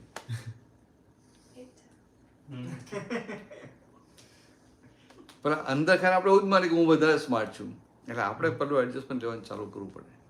હવે આવું થાય ને તો પતિ પત્ની વચ્ચે જ્યારે ઝઘડો થાય ને ત્યારે પહેલું એડજસ્ટમેન્ટ લેવાની હરીફાઈ થાય એટલે પહેલું હું પહેલું લઉં હું એટલે એડજસ્ટમેન્ટ લેવા માટેની હરીફાઈ થાય અને હરીફાઈ થાય એટલે ઘર કેટલું સુંદર થઈ જાય કે ના થઈ જાય? સમજાય? આ નોર્મલ વાતો છે બધી, એમ આખી ધર્મની વાતો હોય પણ સમજવા જેવું. એટલે દાદા ભગવાને, તને દાદા ભગવાન વિશે ખબર છે? સાંભળ્યું છે? ના. આ ફોટો દેખાય ને એને આમ બધા દાદા ભગવાન જાણે એમ, પણ આમ એમનું નામ હતું A.M. પટેલ, અંબાલાલ મુરજીભાઈ પટેલ, અને ભાદરણ ગામના હતા. ભાદરણના. એમનો જન્મ થયેલો 1908માં, 1908, અને આમ સિવિલ કોન્ટ્રાક્ટર હતા. એટલે એમનું ત્યાં સોનગઢ પાસે રાણી આંબામાં 100 મિલ હતી. ત્યાં એ વખતે એ બધા જંગલો હતા, એટલે ત્યાંથી પેલું કન્સ્ટ્રક્શનના કામ માટે લાકડું ભાઈ લઈ આવે. ત્યાંથી એ બરોડા જવાનું હતું એમને. એ સમયમાં તો રસ્તાઓ હતા ને ટ્રેનમાં જવાનું. એટલે ત્યાંથી રાણી અંબાથી આવે ત્યાં સુરત, એટલે સુરતથી બીજી ટ્રેન પકડીને બરોડા જવાનું. તો 1958માં એ વખતે એમની ઉંમર 50 વર્ષની હતી. તો એ ત્યાંથી સુરતના બરોડા જવા માટે આવેલા. તો સુરતના સ્ટેશન પર ગાડી બદલવાની, એટલે 3 નંબરના પ્લેટફોર્મ પર બેઠેલા બાકડા પર, ને સાંજનો સમય. તો એ જવા તો ગાડી કલાક 2 કલાક પછી આવતી હોય કનેક્ટિંગ ટ્રેન, તો બધા બેસે એમ. તો એ વખતે કુદરતી બટ નેચરલ, કુદરતી એટલે બટ નેચરલ, એટલે કોઈ પણ જાતના પ્રયત્ન વગર આ મહિલા જે ભગવાન છે ને એની પરથી છેલ્લું આવરણ ખસ્યું. એટલે ભગવાનનો જ્ઞાન પ્રકાશ આખો ખુલ્લો થયો. એટલે એમને સમજાયું, દેખાયું કે આ જગત શું છે, આ બ્રહ્માંડ શું છે, બ્રહ્માંડ કેવી રીતે ચાલે છે, પાપ શું, પુણ્ય શું, મુક્તિ શું, હું ખરેખર કોણ છું, એ બધું એમના આખું દેખાયું. અને એ જ સમયથી એમનો દેહ અને આત્મા બંને છૂટા પડી ગયા, અને પોતે નિરંતર પોતાના આત્મ સ્વરૂપમાં જતા હતા. આવી આખી એમની દશા થઈ. એટલે આ દાદા ભગવાન કહીએ છીએ ને, દાદા શું કહે છે કે આ જે તમને દેખાય છે ને, તો એ M. પટેલ છે, જ્ઞાની પુરુષ. પણ સુરતના સ્ટેશને મહી જે આત્મા ખુલ્લો થયો, મહી જે ભગવાન ખુલ્લા થયા, એ દાદા ભગવાન છે. અને દાદા એવું પણ કહેતા કે આ કલયુગ ચાલે છે ને, તો મહી જ્ઞાન પ્રકાશ ખુલ્લો થયો પૂરેપૂરો 360 ડિગ્રી, પણ આ બોડી કલયુગનું, એટલે અમને ડાયજેસ્ટ ના થયો પૂરેપૂરો, એટલે 356 ડિગ્રી ડાયજેસ્ટ થયો. તો બાકીની 4 ડિગ્રી પૂરી કરવા માટે અમે પણ અમારી અંદર એલા ભગવાનની ભક્તિ કરીએ છીએ. દાદા ભગવાન અસીમ જે કરો. એટલે આ જે દેખાય એ જ્ઞાની પુરુષ, અને મહી જે ભગવાન ખુલ્લા થયા એ દાદા ભગવાન. એટલે આ બધી વાતો તને કરું છું ને, એ દાદા ભગવાનને આજે બધું દેખાયું ને બધું સમજાયું ને, એટલે એમને જે બધા સોલ્યુશન કે વ્યવહારના એ સોલ્યુશન, અને મોક્ષે જવાની એ વાત હોય. તો કે આઈ અને માયની વાત છે કે તને અંદર ઊભું થાય કે ના, મારે હું કોણ છું ખરેખર જાણવું જોઈએ. અને એકવાર ઊભું થાય તો એ જાણવાનો સંજોગ ભેગો થાય ને. અને આ લગ્ન કર્યું તો વ્યવહાર તો આવે કે ના આવે? હજી તો 4-5 વર્ષ જ થયા ને, હજી તો બીજા 29 થયા, એટલે બીજા 71 બાકી રહ્યા ને, 71. બરાબર ને? હા પાડી આમ.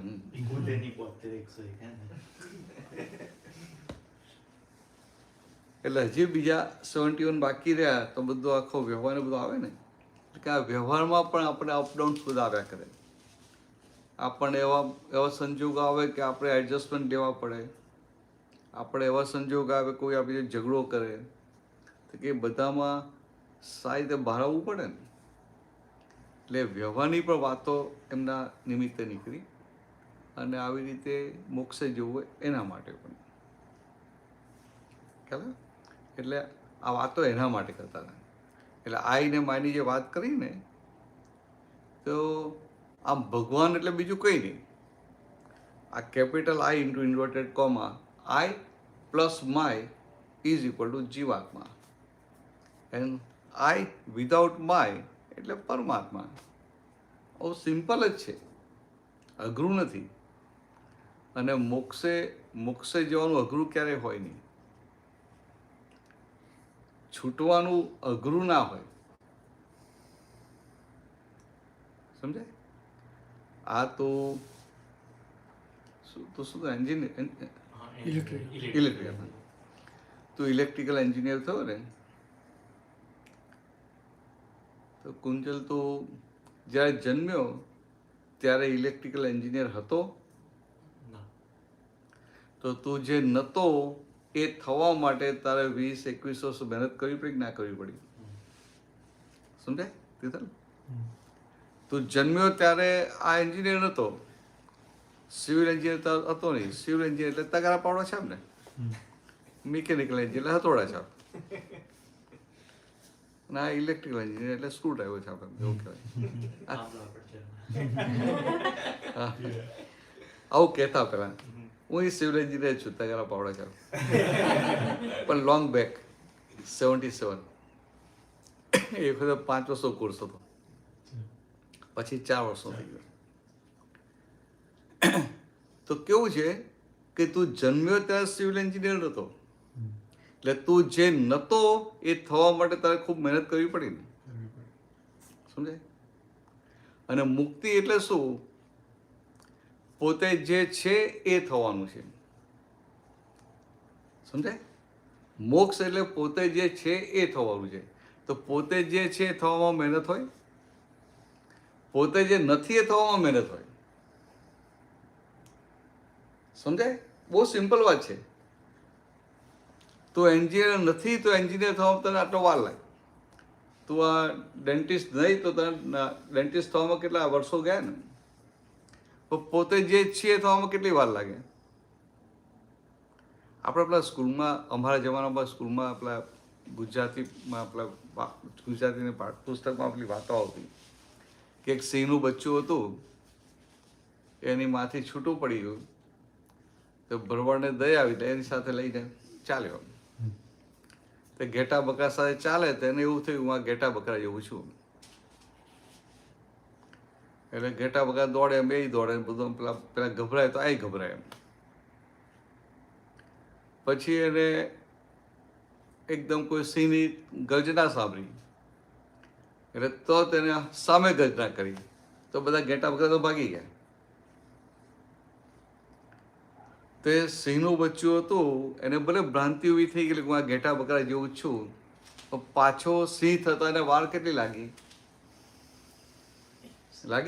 ના લાગી. કેમ? તો કે જે છે થવામાં વાર ના લાગે, પણ પોતે જે નથી એ થવા જાય તેમાં મહેનત છે. વૈશાલી સમજાય છે? પણ એમ જોઈએ તો હવે દાખલા તરીકે મારે ઇલેક્ટ્રિકલ એન્જિનિયરિંગ કરવું હતું, તેનો એક કોર્સ હતો, એનાથી મને ખબર પડી, મેં એવી રીતે પાથ કર્યો કે ભાઈ 10મું પતાવ્યું, 12મું પતાવ્યું, પછી એન્જિનિયર બન્યો એવી રીતે. તો હવે પોતે હું છું એનું મતલબ એનો કોર્સ ક્યાં મળે? એનો જોઈએ course. તો એ સબ્જેક્ટ ક્યાં છે? તાર જાતે કારણ કે જેમ એને સિંહ ના મળ્યો, કઈ બતાય અફસોસ બહુ એકદમ લોજિકલ પૂછે છે. સારું છે, મને ગમે એવું. તો એ કઈ રીતે આપણે પ્રશ્નો સારા કરે છે, એકદમ લોજિકલી કરે છે, પરફેક્ટ છે. આવું જ હોવું જોઈએ. તો બરાબર કે આ એન્જિનિયર થવા માટે જેમ સ્ટેપ બાય સ્ટેપ કોર્સ હોય ને, એવા આનાય કોર્સ હોય. પણ અત્યારે આ કલયુગ ચાલે છે ને, એટલે સ્ટેપ બાય સ્ટેપ જો પ્રગતિ કરવી હોય ને, એના માટે જેમ આ એડમિશન લેવા માટે બેઝિક રિક્વાયરમેન્ટ હોય કે ના હોય, કે ભાઈ મિનિમમ 40%, મિનિમમ 50% જોઈએ કે 60% જોઈએ, કટ ઓફ આટલા જોઈએ, એનાથી વધારે હોય તો જ મને એવું હોય કે ના હોય. એવું આ મોક્ષ માર્ગે પ્રગતિ કરવા માટે જે સ્ટેપ છે ને, એની બેઝિક રિક્વાયરમેન્ટ એવી છે કે મન, વચન અને કાયા એ ત્રણનો એકાત્મ યોગ જોઈએ. વનનેસ of mind, speech and body, consistency of mind, speech and body. એટલે કે તને મનમાં જેવા વિચાર આવે એવું તું બોલે ને તારું વર્તનમાં એવું હોય તો એ જે સ્ટેપ બાય સ્ટેપ રસ્તા પર તું આગળ વધી શકે. પણ અત્યારે કલયુગમાં પોસિબલ છે? મનમાં આવે એવું બોલાય ખરું? અને જેવું બોલીએ એવું વર્તન થાય? એક સમજવા માટે મારું કંઈક તમને કોઈને બ્લેમ નથી કરતો, આ કલયુગનો પ્રભાવ છે. એટલે મોટા મોટા સાધુ સંતો હોય ને, પણ મન વચન કાયાનો એકાત્મ યોગ ના હોય. ખ્યાલ? એટલે આ જે સ્ટેપ બાય સ્ટેપ આગળ વધવું હોય, પોતાનું ચોખ્ખું કરતાં કરતાં આગળ વધવું હોય, આ તપ ત્યાગ કરતાં કરતાં, તેમાં મન વચન કાયાનો એકાત્મ યોગ જોઈએ. કે અત્યારે એ વસ્તુ છે નહીં, એકાત્મ યોગ છે નહીં. પણ બીજી બાજુ આપણે શાસ્ત્રમાં શું કહ્યું કે એક દીવો પ્રગટેલો હોય ને તો બીજા હજારો દીવાઓને પ્રગટાવી શકે. કીધું પ્રગટ દીવો હોય તો બીજા દીવા પ્રગટાવી શકાય, એવી પણ વાત કરી. એટલે આમાં તારે જાતે કરવું હોય તો હું તને સ્ટેપ એક પહેલું સ્ટેપ બતાવી દઉં, 2-3 સ્ટેપ બતાવી દઉં, પછી તું કરજે મહેનત કેટલું થાય છે. તો બીજી વાર આવે તો ભાઈ પછી જોશું આગળ. હા, એ તો કઈ નહીં, બધાને હેલ્પ કરશે. હા, બધાને. હા. જો ફર્સ્ટ સ્ટેપ કયું કે મોક્ષ જેવું છે, તારે હેપી થવું છે ને. મોક્ષ એટલે કાયમનું સુખ, બરાબર? મોક્ષ એટલે કાયમનું સુખ. તો પહેલું સ્ટેપ બતાવું તને, ચાલશે ને? યાદ રાખજો, હું ફરી આવવાનો છું, બોલાવીશ તને તો તું ને તારે ઘરે આવી જઈશું. તો હા, તું તો મારા નજીક નો એટલે વાંધો ના આવે. હું ડાકો ના, હું લુણાવાડા, એટલે તું નહીં. મોડાસા એટલે કપડ રોડ પર જ આગળ આવી જાવ ને, મોડાસા. એમ તો માલપુર. હા, માલપુર.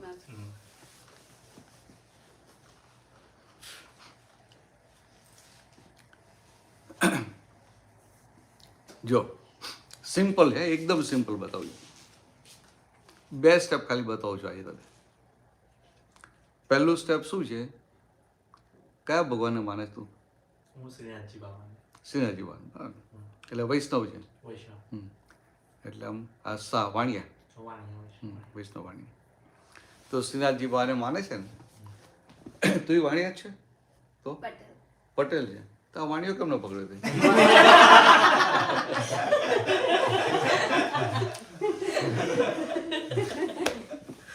ના, સારું છે.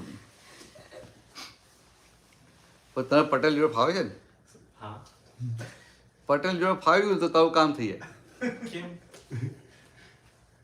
પટેલ છે ને, પટેલનો સ્વભાવ થોડો પેલો હોય, શું કહેવાય, ક્ષત્રિય સ્વભાવ હોય. ના, એવું નહીં. તારે જો લડશે નહીં, લડે છે? લડે છે? ના લડે. ક્ષત્રિય સ્વભાવ એટલે શું કે તારી સાથે સારું ફાવે ને તારા મારે માથું આપી દે, તારે જો વાંકું પડે તો માથું કાપી લે. આવી નથી. આ તો આ ઓરી એક ક્ષત્રિય સ્વભાવ હોય. પણ અત્યારના જે પટેલો ને કેવું હોય, મન મોટું હોય, મન મોટું હોય. એટલે તારા માટે કંઈ પણ કહો તો ખુલ્લા દિલે કરે. બીજા કોઈને મદદ કરવી હોય તો ખુલ્લા દિલે કરે. અને કોઈ કશું કરી જાય ને તો મોટું મન તો માફી જલ્દી કરી શકે, પકડી ના રાખે. આ વાણિયા થોડા પકડી રાખે. ખાલી તો લાઈટ આ ખાલી પણ નહીં, મારે બી મનમાં હોય કે મેં જલ્દી ભૂલી ના શકું. આ પ્રકૃતિ સમજવા માટે. અને અત્યારે તો શું આ કલિયુગ બધી પ્રકૃતિ બધી પેલી થઈ ગઈ, હાઇબ્રિડ થઈ ગઈ ને બધી, એટલે ખબર ના પડે. આ તો પેલું હાઇબ્રિડ કહેવાય ને, આમ એક વાણિયો ને એક પટેલ એટલે હાઇબ્રિડ કહેવાય. પટેલ ને પટેલ હોય તે પેલી જ કહેવાય. આ તો આમ લાઇટલી સમજવા માટે કે પેલું મને કેવું નેગેટિવ નહીં એમ, પણ તું એટલે આ વણિક પ્રકૃતિ કેવી હોય, પકડી રાખે. એની ગણતરી બહુ હોય. એમ કંઈ કરવું હોય ને તો બહુ વાર વિચાર કરે. અને આ પટેલ હોય તો માર બુધું કર સીધું, જલ્દી એનું ડિસિઝન જલ્દી આવી જાય. તારા ડિસિઝન લેતા જવા વાર લાગે. પણ આ શું, આ પ્રકૃતિ સ્વભાવ છે, એટલે એ બદલાય નહીં ને.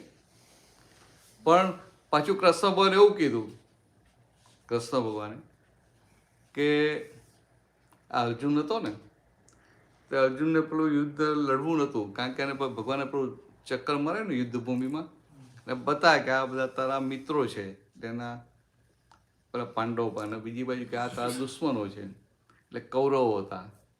તો એને જોયું કે આ મારા દુશ્મનો છે, તો બધા મારા ભાઈઓ છે, મારા ભાઈઓ.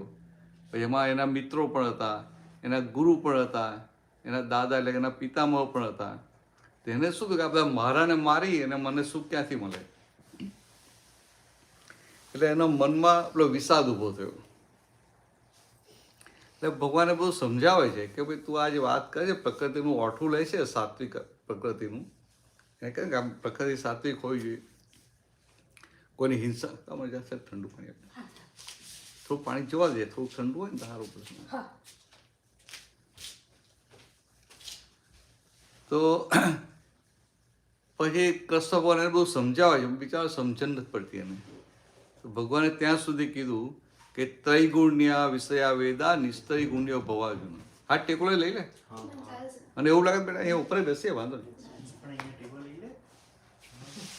હા પૈસા વસૂલ કરો. અત્યારે તો છે ને આ કલયુગમાં બહુ દેહ એટલા બધા સારા ના હોય. તારે જરૂર નથી ને. શું તારે ના, મારે તો થોડા આમ ખસેડી નાખો ને.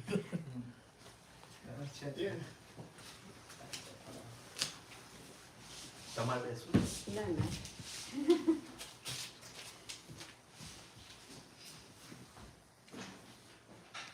એટલે કૃષ્ણ ભગવાને શું કહ્યું પછી એને કે ત્રૈગુણ્યા વિષયા વેદા નિસ્ત્રય ગુણ્યો ભવા અર્જુન. કે હે અર્જુન, આ જે પ્રકૃતિ છે ને એ ત્રિગુણાત્મક છે, એટલે સત્વગુણી, રજોગુણી ને તમોગુણી. અને તારું કામ ક્યારે થશે કે આ ત્રણેય પ્રકૃતિના ગુણથી તું પર થશે ત્યારે. સમજાય? એટલે આ તારી વૈષ્ણવ પ્રકૃતિ એ પ્રકૃતિનો ગુણ કહેવાય, એની પટેલ પ્રકૃતિ પ્રકૃતિનો ગુણ કહેવાય.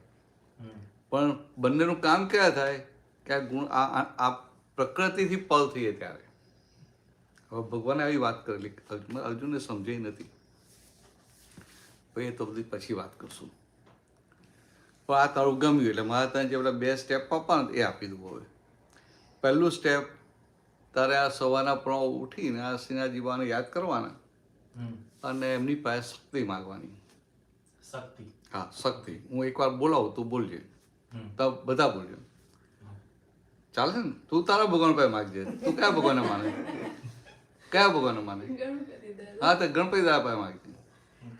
તારે ગણપતિ દાદા પાસે માગે. શું માગવાનું કે પ્રાપ્ત મન વચન કાયાથી, પ્રાપ્ત મન વચન કાયાથી આ જગતના કોઈ પણ જીવને કિંચિત માત્ર પણ દુઃખ ન હો. દુઃખ ન હો. સિમ્પલ છે, સમજાય? Yeah. બરાબર છે? વૈશાલી લેંગ્વેજ આમ સીધી કરી દે એવું કઈ નહીં કે આવી જ રીતે બોલવું? આ સીધું છે ને કે પ્રાપ્ત એટલે તને અત્યારે મળ્યા એ મનથી, વાણીથી, કાયાથી આ જગતના કોઈ પણ જીવને, પછી મનુષ્ય હોય કે પ્રાણી હોય કે ઇન્સેક્ટ હોય, એને કિંચિત માત્ર એટલે થોડું પણ દુઃખ ન હોય એવું તને લખીને આપી દઈશું, તું ભૂલી ના જાય. આવું સિમ્પલ આ દાદાઓનું આપેલું છે ને, એટલે એમાં એમનું વચન બળ કામ કરે. તો તું ઇંગ્લિશ મીડિયમમાં ભણેલો? ના, પણ એ પછી પેલું હેબિટમાં આવતું નથી, પછી ભૂલી જવાય છે. ના તો 2-5 દિવસ કરશે એટલે આવડી જશે. હા, 2 દિવસ બદામ ખવડાવજો. એને કે બદામ ખવડાવજો બરાબર. એટલે ખ્યાલ આવે? એટલે આટલું આ 5 વાર સવારના પણ ઉઠે એટલે 5 વાર શક્તિ માગી લેજો. હવે અને શક્તિ માગી અને પછી અંદર એક નિશ્ચય કરવાનો કે આખા દિવસમાં મારે કોઈને દુઃખ આપવું નથી. આટલું થાય? સહેલું છે ને? પહેલા સ્ટેપમાં કે આ બીજું સ્ટેપ? પહેલા સ્ટેપ. ઓકે. હા, શક્તિ માગી અને અંદર નિશ્ચય કરવાનો કે આખા દિવસમાં કે કંઈ પણ થાય મારે કોઈને દુઃખ આપવું નથી. આ તારી અંદર ભાવના રાખવાની. રોજ રાતે સુઈ જાય ને, પાછો સુઈ જાય, રોજ રાતે સુઈ જાય છે ને, કોઈ ભૂલી જાય? ના ભૂલે ને. તો રાતે સૂતા પહેલા બીજી એક નાની પ્રાર્થના કરી લેવાની. શું કરવાનું કે તે સવારે ઉઠીને શક્તિઓ માગી, અંદર નિશ્ચય કર્યો કે મારા મન વચન કાંઈ કોઈને દુઃખ ના થાય, પણ છતાંય આખા દિવસમાં કોઈને દુઃખ થઈ જાય એવું બને કે ના બને? આ શક્તિઓ માગી નિશ્ચય કર્યો તો પણ થઈ જાય. તો આ કોઈને દુઃખ થઈ ગયું એટલે શું થયું? જેમ આપણે કપડું પહેરીએ ને આખો 2 દિવસ પહેરીએ એટલે મેલા થઈ જાય ને, એટલે લોન્ડ્રીમાં નાખીએ ને, એવું આપણા મન વચન કાંઈ કોઈને દુઃખ થાય એટલે આપણા અંદરના કપડાં મેલા થાય, એટલે એની પણ લોન્ડ્રી કરવી પડે ને. એટલે એની લોન્ડ્રી એટલે શું કે જે પણ વ્યક્તિને દુઃખ થયું હોય, દાખલા તારાથી તને વૈસાઈ પર ગુસ્સો આવી ગયો બરાબર? તો ગુસ્સો આવી ગયો, તને સાચા કારણથી આવ્યો કે ખોટા કારણથી આવ્યો, તો એને દુઃખ થાય કે ના થાય? પણ હું ગુસ્સો કરું નહીં તો બી દુઃખ થાય. ના, એવું નથી કહેતો. હા. આવી ગયો તો આવી ગયો તો બી દુઃખ થાય. દુઃખ થયું. આવી ગયો તો દુઃખ થાય કે ના થાય? હા, પણ કર્યો નહીં, મનમાં જ છે હજી. નહીં રહો ને. બહાર કાઢવાનો થાય છે. કે મન કોઈ દુઃખ કહેવાય કે ના કહેવાય? મનમાં ને મનમાં રહે ને એ તો બધા પ્રોબ્લેમ કરે. Okay, હા. એ તને પ્રોબ્લેમ કરે અને એને પ્રોબ્લેમ કરે. હમ. કારણ કે અંદરથી બહુ બધા નેગેટિવ વાઇબ્સ જાય બધા. એ નેગેટિવ વાઇબ્સ એના પછી એનું રિસીવર કેચ કરે. અને બીજું મનમાં ને મનમાં રહે ને એટલે તારી બોડી પર એની અસરો થાય. એટલે તારું પછી પેલું કુકરમાં જેમ પ્રેશર વધી જાય ને બીપી વધી જાય, પછી સીટી વાગી જાય. એટલે મોટા ઝઘડા થઈ જાય સીટી વાગી જાય એટલે. એટલે આ તો લાઇટલી તને કહું છું કે તને એની પર ગુસ્સો આવી ગયો તો તારે શું કરવાનું કે એની અંદર ભગવાન ખરા કે નહીં? આપણે માને કે જીવ માત્રમાં ભગવાન છે, તો એની અંદર ભગવાન છે, તો તારે આ ગુસ્સો આવી ગયો ને તેને દુઃખ થયું ને એટલે તારે શું કરવાનું કે એની અંદર એટલે હે ભગવાન, મને ગુસ્સો આવી ગયો એના માટે હું માફી માગું છું, ફરી આવો ગુસ્સો નહીં કરું એવું નક્કી કરું છું. અને એની અંદર જ ભગવાન એની પાસે શક્તિ માગવાની કે તમે જ મને એવી શક્તિ આપો કે મને ફરી ગુસ્સો આવે નહીં. સમજાય વાત છે? આ એક તને આપ્યું. સવારે માગી લેવાની શક્તિ, રાતે સૂતા પહેલા માફી માગીને સુઈ દવા કરી લેવાની. એટલે આટલી એક દવા તારે આ એક કરવાનું. આ જે તને આપ્યું ને આ રિલિજિયસ નથી, ધાર્મિક નથી. આ ધીસ ઇઝ સમથિંગ સાયન્ટિફિક. સમજાય? સાયન્સ હોય ને, સાયન્સનો principle it is applicable everywhere. તો તને આમ તારી ભાષામાં સમજાવું. આ you know Newton, third law of Newton. ઉપર આવ્યું તો ઉપર આવ્યું. બેસી જાઓ. ઉપર આવ્યું. સાચેમાં ફાવશે. એટલે તાર એટલે હું કહેવા શું માગતો હતો કે આ જે આ બતાવ્યું છે ને it's in a scientific way. કેવી રીતે કે you know Newton's third law. આ મારા અંજો હું જોઉં તો તકલીફ પડી જાય, વચ્ચે જ આવી જાય. સાઈડ પર કરી આપો. ઓકે, હું આ બધું છું. ના ના ના કઈ બી.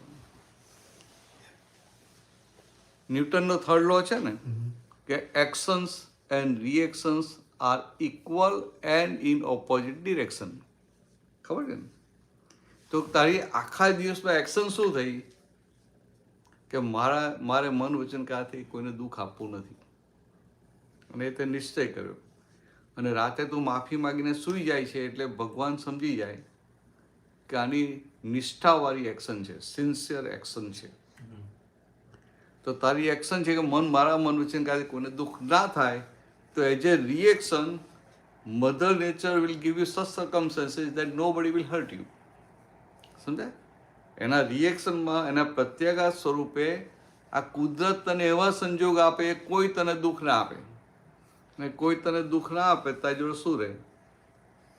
સુખ રહે ને. સમજાય છે? તો તારી જોડે સુખ રહે. એટલે આ સ્ટેપ નંબર 1 આપ્યું. આ સહેલું સ્ટેપ છે.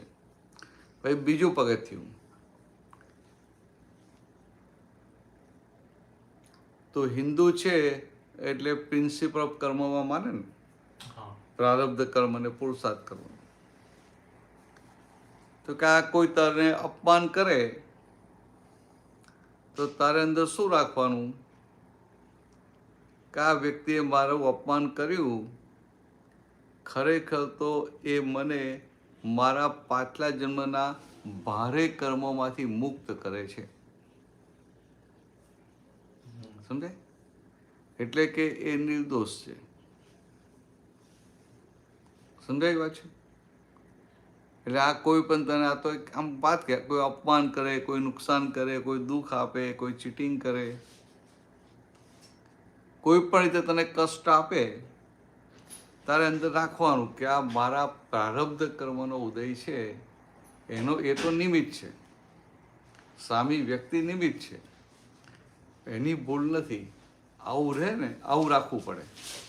આવશે આવું રાખીશ? રાખીશ ને? તું રાખજે, એનું ચાલશે ને સાંભળ્યું એને ચાલશે.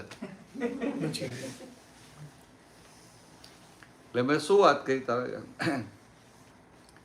કે પેલું જે કહ્યું ને કે સવારે જે માફી માગવા, સવારની જે શક્તિ માગવી, રાતે માફી માગવાની, તો કે સાયન્ટિફિક છે. એટલે ન્યૂટન્સ થર્ડ લો છે ને, third law of Newton, actions and reactions are equal and in opposite direction. તો કે આખા દિવસનું તારી એક્શન શું છે કે મારા મનથી, મારી વાણીથી કે મારી કાયાથી કોઈને દુઃખ ન હો. એટલે એઝ એ રિએક્શન કુદરત તને એવા સંજોગ આપશે કે કોઈ તને દુઃખ ના આપે. અને કોઈ તને દુઃખ ના આપે તારી જોડે શું રહે? સુખ રહે કે ના રહે? એટલે આ સ્ટેપ નંબર 1 આપ્યું. અને બીજું સ્ટેપ આપું છું, એ થોડું અઘરું છે પણ તારે સમજીને એપ્લાય કરવું પડે. અને તો હા પાડી દીધી, એને હા પાડી દીધી. અને બોલે છે એટલે કરશે ખરો, પ્રયત્ન કરશે. આજે તો સ્ટ્રોંગ છે ને. એમ બી મતલબ મેં એવી રીતે થોડું ઘણું થાય ઘણી વાર, પણ 50% તો મેં જવા જ દઉં. ના બરાબર, 50% થોડુંક રહે મનમાં. ના કઈ વાત. હવે આ કરશે એટલે બધું નીકળવા મળશે, એટલે ફાયદો એને થશે. આ ડાયો છે એ ફાયદો તને થાય ને. અરે લાઇટલી વાત કરું. બોર્ડમાં એક બેન આવતા સત્સંગમાં, એટલે આના જેટલા હતા, યંગ જ હતા, બિલો 30. એ આવે ને એના હસબન્ડ ક્યારેય આવે નહીં, તો એના હસબન્ડને સ્કૂટર પર મૂકી જાય. સત્સંગનો ટાઈમ થાય ને સ્કૂટર પર મૂકી જાય, પછી 8 વાગે ટાઈમ પૂરો થાય એટલે સ્કૂટર પર લેવા આવી જાય. અને પછી સત્સંગ એ મોડું થયું 8:30 સુધી, તો નીચે સ્કૂટર પર બેસી રહે. એને બૂમો ના પાડે કે તારે ટાઈમે આવી જવું, તો કશું નહીં. પણ અંદર સત્સંગમાં ના આવે. તો પેલા બેનને એવું થાય કે આપણો સત્સંગ આટલો સારો છે, આટલો પ્રેક્ટિકલ છે, અને કે મારા હસબન્ડનો સ્વભાવ બહુ સારો છે કે આવું નીચે બેસી રહે પણ મને બૂમો ના પાડે, અને મારે અહીંયા આવવાનું હોય તો મને આવીને મૂકી જાય અને પાછા ટાઈમે લેવા આવી જાય, મને રોકે પણ નહીં. પણ કે એના ધર્મમાં, એ સંપ્રદાયમાં માને છે, એટલે એને એવું છે કે મારા માટે આ જ છે, બીજું કંઈ નહીં એમ. એટલે દરવાજા બંધ કરી દીધા હોય ને. પણ બીજી તે માણસ બહુ સારો. તો મને કે કંઈક કરો ને, કે અહીંયા આવે તો વધારે સારું. તો કોઈ મને ભેગા કર તો થાય ને વાત. એ કે ના, એ તો અંદર આવશે જ નહીં. કે તો કંઈ નહીં, હું તારા ઘરે આવું. શું થાય? તો એમાં એક દિવસ સત્સંગ પૂરો થયો, પહેલે મારે હતા અને નીચે ઉતરતા હતા, તે દોડતી જલ્દી પાછી આવી દાદરમાં, હલતે આવીને કે ચાલો કે મારા હસબન્ડ આ તમને ઇન્ટ્રોડક્શન કરાવું. એટલે પછી લઈ ગઈ, ત્યાં ઓળખાણ કરાવી. એના હસબન્ડે મેં કીધું કે તમારે સત્સંગમાં આવવાની જરૂર નથી. શું કીધું? તમારે સત્સંગમાં આવવાની જરૂર નથી, પણ ભૂલથી વર્ષમાં 1-2 વાર આવી જજો ને, કંઈક તમને ફાયદો થશે.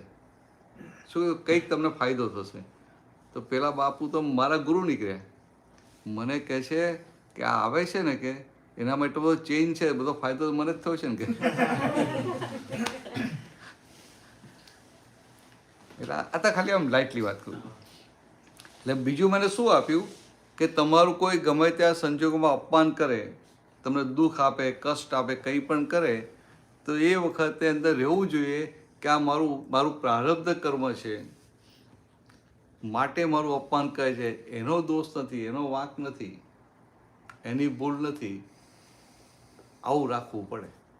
જ્યારે દિવસમાં 10 વાર થાય 10 વાર, 50 વાર થાય 50 વાર, ને 1 વાર થાય તો 1 વાર.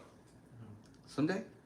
કારણ કે આ છે ને, આ જેટલા ભગવાન થઈ ગયા ને, ભગવાન રામ કે ભગવાન મહાવીર, એ બધા પાસે આવી દ્રષ્ટિ હતી. આવી દ્રષ્ટિ એટલે કે આવી દ્રષ્ટિ આવું નહીં, નિર્દોષ દ્રષ્ટિ હતી. નિર્દોષ તો કે આખા જગતના જીવ માત્રને નિર્દોષ જોતા હતા. આપણે કહીએ કે ભાઈ આમ આપણે બોલીએ ખરા કે બધું આપણા હાથમાં કશું નથી, બોલીએ પછી એવું કે ઉપરવાના હાથમાં, જેમ કહીએ ના કહીએ, હવે તો ઉપર કરી દઈએ. પણ આવું બોલીએ ખરા, પણ અંદર ખાને કેવું હોય, કંઈક સારું થયું તો મેં કર્યું. કેનેડા ગયો તો મારું ડિસિઝન, હું ગયો, બધા ના પાડે ને તો હું તો આવ્યો. સમજાય? અને કંઈક લોચા પડે તો કે હું શું કરું, મારા હાથમાં તો ઉપરવાના હાથમાં છે. એટલે દહીંમાં ને દૂધમાં પગ રાખે, દહીંમાં ને દૂધમાં. એટલે એમાં બહુ મોટું નુકસાન થાય. એટલે આપણો કર્મનો સિદ્ધાંત શું કહે છે કે આપણે જે કંઈ પણ ભોગવટો આવે છે, જે કંઈ પણ સંજોગો ભેગા થાય છે, આપણા પાછલા કર્મોના આધારે ભેગા થાય છે. એટલે કે આ ભગવાન રામ હોય, તમારી દ્રષ્ટિ કેવી હોય કે કોઈ ભગવાન રામનું અપમાન કરે તો ભગવાન રામને કેવું રહે કે આ જે વ્યક્તિ મારું અપમાન કરે છે એ મને પાછલા જન્મના ભારે કર્મોમાંથી મુક્ત કરે છે, માટે એટલે કે મને એના નિમિત્તથી હું મુક્ત થઉં છું. એટલે ભગવાનને એને દોષિત ના જુએ, પણ ભગવાનની અંદર શું હોય કે ઓહો હો અને મને મારા પાછલા ભારે કર્મથી મુક્ત કર્યો, એટલે એને ઉપકારી માનતા હોય. સમજાય? આવી દ્રષ્ટિ ભગવાનની હોય. તો પછી અને હું પૂરી કરું. અને એટલું જ નહીં, ભગવાનને એ પણ દેખાય કે મારી પાસે આ સમજણ છે કે આ પાછલા જન્મના કર્મોમાંથી મુક્ત કરે, પણ એને તો શું લાગે છે કે મેં આને કેવી ચોપડાવી દીધી, એટલે એનું તો બગાડે છે ને. તો કે એ વ્યક્તિ પોતે ખોટ ખાઈ અને મને પાછલી ખોટમાંથી મુક્ત કરે છે, તે વ્યક્તિ દોષિત કહેવાય કે ઉપકારી કહેવાય? વૈશાલી બોલો. ઉપકારી કહેવાય ને. હા, એ વ્યક્તિ ઉપકારી કહેવાય. એટલે તારે આવું રાખવાનું, જ્યાં જ્યાં કોઈ પણ વ્યક્તિ તને દુઃખ આપે, ઇન્ક્લુડિંગ વૈશાલી. હો, હા, કોઈક વાર આપીએ દે તો ના, કોઈ કંઈ બોલી જાય તો અસર નથી. એટલે આ તો ખાલી સમજવાનું કે આ જગતની કોઈ પણ વ્યક્તિ કોઈ પણ રીતે દુઃખ આપે, તને આવું રહેવું જોઈએ કે મને મારા પાછલા ભારે કર્મોમાંથી મુક્ત કરે છે અને ખરેખર તે મારા માટે ઉપકારી છે. એટલે he is the person is obliging you, you must be grateful two that person. આવું હોવું જોઈએ. સમજાય એ વાત છે? એટલે આ કોના જેવી વાત છે કે આપણે બિઝનેસ કરતા હોઈએ અને આપણે ઇન્કમ ટેક્સનું રિટર્ન ભર્યું હોય અને આપણે ઇન્ડિયામાં હોય તો આપણે હોય કે આ 50,000નું રિફંડ આવવાનું છે. આપણે ભર્યું હોય તો આપણે હોય ને રિફંડ માટે એપ્લાય કર્યું હોય, પછી આપણે ક્યાંક બહાર જતા હોઈએ અને પેલો પોસ્ટમેન આવે, એટલે પછી આપણે જોયું કે આ તો ઇન્કમ ટેક્સ ડિપાર્ટમેન્ટનું કવર છે, એટલે પેલું રિફંડની આશા છે તો ખોલીએ કે ના ખોલીએ? હવે ખોલીએ તો પેલો અંદર લખ્યું હોય કે આ તમે આ રિટર્ન ભરવામાં આ ભૂલો કરેલી છે, એટલે તમને તમારા ફાઇન સાથે આટલા 30,000 રૂપિયા ભરવાના છે. તો શું થાય? આપણે પેલા પોસ્ટમેનને મારીએ કે ના મારીએ? મારે કે ના મારે? ના મારી એમ તો ના મારીએ. એવી રીતે વાત એટલે એ જ બરાબર. એટલે ત્યાં આપણે સમજાય કે આ તો પોસ્ટમેન છે, આ તો મારી ટપાલ જ મને આપે છે, આ મારી ટપાલ મને આપે છે. પોસ્ટમેન તો એમાં નિમિત્ત છે, એવું સમજાય કે ના સમજાય? એટલે પોસ્ટમેનને મારીએ, એને ગાળો દઈએ કે હવાનો પર આવી ટપાલ લઈને કેમ આવ્યો, મોકાના સમાચાર લઈને આવ્યા. કે આ મોકાના સમાચાર લઈને આવ્યો, તો કે ના, આપણે એવું નથી કરતા. કે ત્યાં સમજીએ છીએ કે આ પોસ્ટમેન છે. એવું આ તને કોઈ પણ વ્યક્તિ કોઈ પણ રીતે દુઃખ આપે છે ને, એ બધા કુદરતના પોસ્ટમેન છે. Means they are all instrumental. તને દુઃખ આપનાર નથી, પણ દુઃખ આપવામાં નિમિત્ત બને છે. કેમ? તો તારું પાછલા જન્મનું એવું ભારે કર્મ હતું, એમાંથી મુક્ત કરાવવામાં નિમિત્ત બને છે. Means they are obliging you. આવું અંદર રાખવાનું દર વખતે. આ બીજું સ્ટેપ આપ્યું, આ 2 સ્ટેપ કર્યા કરજો. ફાવશે? હા, ટ્રાય કરીશ. ના, એવું નહીં, કરવું પડે ભાઈ. હું પાછો આવવાનો છું. હા, તો પાછું બીજા ભૂલી ના જતો ને. મેં મોકલી દીધું બંને. Yeah, it's good. પછી સવારની 7ની પ્રાર્થના મોકલી આપી. હા, મારું એવું પૂછવું હતું હા. કે પછી એવું હતું ભગવાન બધાને નિર્દોષ જોવે તો પછી રાવણને કેમ નિર્દોષ નતો? હા, આવું પૂછવાનું. મને આવું પૂછે ને ગમે. તમે કેમ આવું બધું નથી પૂછતા? હા, એટલે એ લાઈન ક્યાં ડ્રો 4 જણા કરવાની? આપે છે. 4 જણા આપે છે. પૂછો. હા. આજે હું કહેતો ને વણિક પ્રકૃતિ એમ ચાલે બહુ અંદર. મેં કીધું વણિક પ્રકૃતિ કંઈ પણ હોય ને આમ અંદર વિચારે ચાલે. તો હવે આને જે કીધું ને 100% સમજે ને કે રાવણને નિર્દોષ કેમ ના ગણાય? નિર્દોષ કેમ ના ગણ્યો? જો, આ તો આપણને આ શાસ્ત્રો વાંચતા આવડતું નથી. સમજાય? આ બધા મોટા પુરુષો ને આ રામાયણ લખ્યું શા માટે? તો કે રામ ભગવાનનું ચરિત્ર આપણે સમજણમાં આવે એના માટે આપણને સમજાય. હવે રાવણ છે ને ભગવાન રામે ક્યારેય એને દોષિત જોયો જ નહોતો. એનું પ્રમાણ આપું તને. ભગવાન રામ જ્યારે રાવણ મૃત્યુશૈયા પર હતો ત્યારે લક્ષ્મણને કહે છે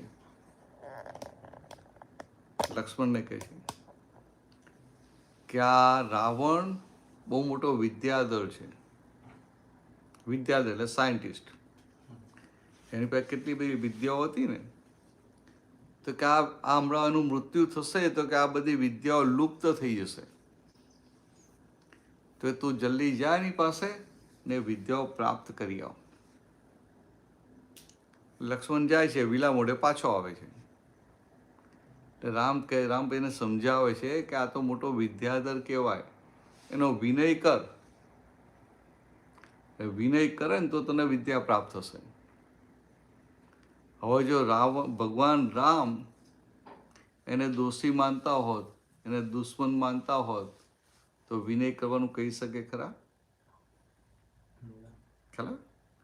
એવું પાછું સામે રાવણ એવો જ હતો, પાછો ખાનદાન રોયલ હતો. આપણે કહીએ કે રાવણ રાક્ષસ ને એવું બધું કહીએ ને, એવું નહીં. એમ રાવણને આ ભગવાન રામ જ્યારે ત્યાં રામેશ્વરમ ગયા, પછી શ્રીલંકા પર યુદ્ધ કરવાનું હતું. હા, યુદ્ધ કરવાનું. હાલી રામેશ્વરમ ગયા યુદ્ધ માટે. ત્યાં બધા ભેગા થયા તો પેલા એ જમાનામાં યુદ્ધ શરૂ થાય ને પેલા યજ્ઞ કરાવે, એટલે પોતાનો વિજય થાય એના માટે એમને યજ્ઞ કરવો હતો. પણ આપણો યુદ્ધનો માહોલ હતો ને, ત્યાં બ્રાહ્મણો તો બધા ભયવાળા, તો બિસ્તા પુટલા લઈને નાખી ગયેલા ત્યાંથી કે આ લોકો બધા આ બે લડશે કે પાડા લડે ને ઝાડનો કૂચો થઈ જાય ને, તે બ્રાહ્મણો તો બધા ભાગી ગયેલા. લાઇટલી વાત હોય ને. એટલે આ જે રાવણ,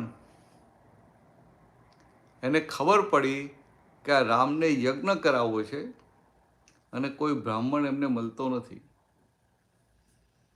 હવે રાવણ બ્રાહ્મણ હતો અને એને આ યજ્ઞ કરાવતા બધું આવડતું હતું. એટલે એને શું જોયું કે હું બ્રાહ્મણ છું, આ યજ્ઞ કરાવતા આવડે છે, એટલે આ મારી જવાબદારી છે કે મારે રામને જઈને યજ્ઞ કરાવવો જોઈએ. એટલે રાવણ રામ પાસે જાય છે, યજ્ઞ કરાવડાવે છે. હવે રાવણને એ ખબર છે કે હું યજ્ઞ કરાવીશ અને યજ્ઞની પૂર્ણાહુતિ થશે એટલે આ મારો યજમાન મારી પાસે આશીર્વાદ માગશે અને મારે વિજયી ભવ એમ આશીર્વાદ આપવા પડશે. અને હું એવા આશીર્વાદ આપીશ એટલે મારા મૃત્યુ માટે સહી કરી આપું છું. છતાંની ખાનદાની જુઓ રોયલનેસ કે ભાઈ આ જ્યાં હું બ્રાહ્મણ છું, મારો ધર્મ છે કે પહેલાં જઈને મારે યજ્ઞ કરાવવો જોઈએ. સમજાય? એટલે આપણે બધું બોલીએ કે રાક્ષસ સાહેબ, આપણે સાચી વાત સમજાય નહીં કે આ લોકો કેવા રોયલ પુરુષો હતા, ખાનદાન હતા. ખરા વિશાલી? આપણે કહીએ કે રાક્ષસ એવું નથી, એમ ખરેખર ખાનદાન હતા. અને આ તો શું હતું કે રાવણ લક્ષ્મણ બધાનું પ્રારબ્ધ કર્મ હતું એવું, આ લડવાનું યુદ્ધનું. જેમ મહાભારતનું યુદ્ધ થયું, કૃષ્ણની ઈચ્છા હતી કે યુદ્ધ થાય? હતી? કૃષ્ણની ઈચ્છા નથી. કૃષ્ણની ઈચ્છા નથી એટલે કૃષ્ણ પાંડવો વતી ગયેલા ત્યાં સમાધાન કરવા માટે, કોમ્પ્રોમાઇઝ કરવા માટે. એટલે એમને પહેલા તો કીધું કે ભાઈ જો ધર્મની રીતે તારે બધું રાજ્ય સોંપી દેવું જોઈએ. તો પેલો યુધિષ્ઠિર તો પેલા ગાંઠે નહીં ને, ભગવાન નહીં ગાંઠે નહીં. એ કે ના આપવું કે. એટલે કૃષ્ણને જોયું કે આ ગાંઠતો જ નથી ને માનતો નથી ને પછી યુદ્ધ થઈને ઊભું રહેશે, એટલે કે સારું ચાલે એક કામ કર ને, અડધું રાત તારી પાસે રાખ, અડધું એમને આપ. તો કે ના, એ ના આપવું કે. છેવટે ભગવાને પાંડવોને પૂછ્યા વગર એને ઓફર મૂકી દીધી કોમ્પ્રોમાઇઝ કરવા માટે કે તને ગમે એવા નાના 5 ગામ આપ. તો પેલો કે એક તસુબા જમીન ના આપું, છેલ્લી પાયરી જઈને બેસી ગયો. ખ્યાલ હોય? હવે આવું થાય તો આપણે દોષિત દેખાય કે ના દેખાય? વૈશાલીબેન, દેખાય કે ના દેખાય? આપણે દોષિત દેખાય. થાય કરા તું શું સમજે, તને જોઈ લઈશ કે એવું થઈ જાય ને. તો કે પણ તમે જુઓ, એ જ કૃષ્ણ ભગવાન જ્યારે દુર્યોધન પછી એને પ્રશ્ન કરે છે કે જાનામી મેં ધર્મમ નચ મેં પ્રવૃત્તિ, જાનામી મેં અધર્મમ નચ મેં નિવૃત્તિ. એટલે કે ધર્મને હું જાણું છું પણ ધર્મનું આચરણ કરી શકતો નથી, અધર્મને પણ જાણું છું પણ અધર્મનો ત્યાગ કરી શકતો નથી. કે આવું કેમ? લાંબુ નથી કરતો, ભગવાન જવાબ નથી આપતા. કૃષ્ણ ભગવાન મૌન રહે છે, જવાબ જ નથી આપતા. તો હું એક વખતે 7મા ધોરણમાં ભણતો હતો, આ 66ની વાત છે. તો ડાકોરમાં રણછોડીનું મંદિર હોય ને ત્યાં આ બાજુ પેલું બજાર, તો એ જમાનામાં શ્રાવણ મહિનો હોય ને તો સાધુ સંતો આવે તો બજારમાં ખાટલો નાખે અને પછી બધા રોડ પર બેસી જાય. આવું કશું પાછળ કહે નહીં એ જમાનામાં તો, અને દુકાનના પાટિયા પર બેસી જાય. તો એ અમને આવી વાત કરી કે દુર્યોધને કૃષ્ણને પ્રશ્ન કર્યો અને કૃષ્ણને જવાબ આપ્યો, કૃષ્ણ મૌન રહ્યા. હું 7મા ધોરણ ભણતો હતો, હું તો ભાઈબંધો સાથે ચાલતા હતા, જતા હતા ત્યાંથી. તો મને વિચાર આવ્યો ખરું ભગવાને કેમ પછી આગળ ગયા, પછી કારણ ભગવાને જવાબ કેમ ના આપ્યો, મૌન કેમ રહ્યા? તો 7મા ધોરણમાં ભણું ત્યાં મને શું વિચાર આવ્યો કે આપણા સ્કૂલમાં પેલી વાયવાની એક્ઝામ હોય ને, મૌખિક પરીક્ષા, તો શિક્ષક પૂછે કે ના આવડતું હોય તો આપણે મૌન ઉભા રહીએ ને. તો મને એવું થયું કે આ દુર્યોધને ભગવાનની વાયવા લીધી અને ભગવાન he was not well prepared, તો સો હી કેપ્ટ મૌન. આવું થયું મને એ જમાનામાં. મારા દાદા ભુવન મળ્યા ને દાદાની દ્રષ્ટિથી આખું સમજાયું ને, આ શાસ્ત્રો દ્રષ્ટિના આધારે પકડાય ને ત્યારે મજા આવે. તો હવે ત્યારે સમજાયું કે કૃષ્ણ પણ મૌન કેમ રહ્યા. તે કૃષ્ણ ભગવાન પાંડવોનું પણ હિત જોતા હતા અને કૌરવોનું પણ હિત જોતા હતા. તો કૃષ્ણને જોયું કે આ દુર્યોધનની બુદ્ધિ કેવી છે, કુબુદ્ધિ છે. એટલે એને હું જો સાચી વાત કરીશ તો એનો એ મિસયુઝ કરશે, દુરુપયોગ કરશે ને વધારે અધોગતિમાં જશે, વધારે સ્લીપ થશે. એટલે દુર્યોધન વધારે સ્લીપ ના થાય એટલા માટે ભગવાન મૌન રહે છે. હવે જો ભગવાન એ દુર્યોધનને દોષિત જોતા શું થાય? એને તો જવાબ આપી દેતે ને પેલાનો દુરુપયોગ એ કરતે ને વધારે અધોગતિમાં જાત. સમજાય? પણ એને મતલબ એમ તો જેવી રીતે તમે કીધું તો એને જ્ઞાન તો હતું જ ને કે ભાઈ હું જે કરી રહ્યો છું એ ખોટું છે. બહુ મોટું હતું, જાગ્રત હતો. હા 100%. એટલે તો કહું છું કે આપણે જે ઊંધું કરીને કહીએ ને કે આ તો કૌરવો ને આમ તેમ, એવું નથી. તો હવે એમ જોઈએ તો મને જ્ઞાન છે કે હવે મેં કોઈનું નિંદા કરીશ કે એવું કંઈક કરીશ તો હું મતલબ ખોટું કહેવાય. અને તમે મને દાખલા તરીકે તમે કૃષ્ણ ભગવાન છે તમે મને કીધું કે ભાઈ આ તું ખોટું કરી રહ્યો છું તો હું ના કરું, તેવું કહેતા તો એ ના કરતો ને કદાચ. એનું પ્રારબ્ધ કર્મ એવું હતું ને, એ એવું પ્રારબ્ધ કર્મ લઈને આવેલો એટલે એમાં એનું ચાલે કઈ નહીં ને. ઓકે. પ્રારબ્ધ કર્મ સામે શું ચાલે? એટલે એના માટે તારે સમજવું પડે કે તારા હાથમાં શું છે ને તારા હાથમાં શું નથી. તું કેટલા વાગ્યા સુધી બેવાનો છે મને કે, તું એ રીતે વાત કરું. એને પૂછી લે.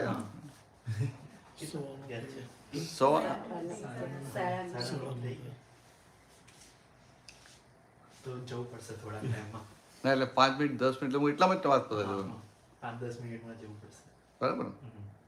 કારણ કે આમ ક્યારની આગેભાઈ થાય મૂકવાને જવાનો ટાઈમ થઈ ગયો.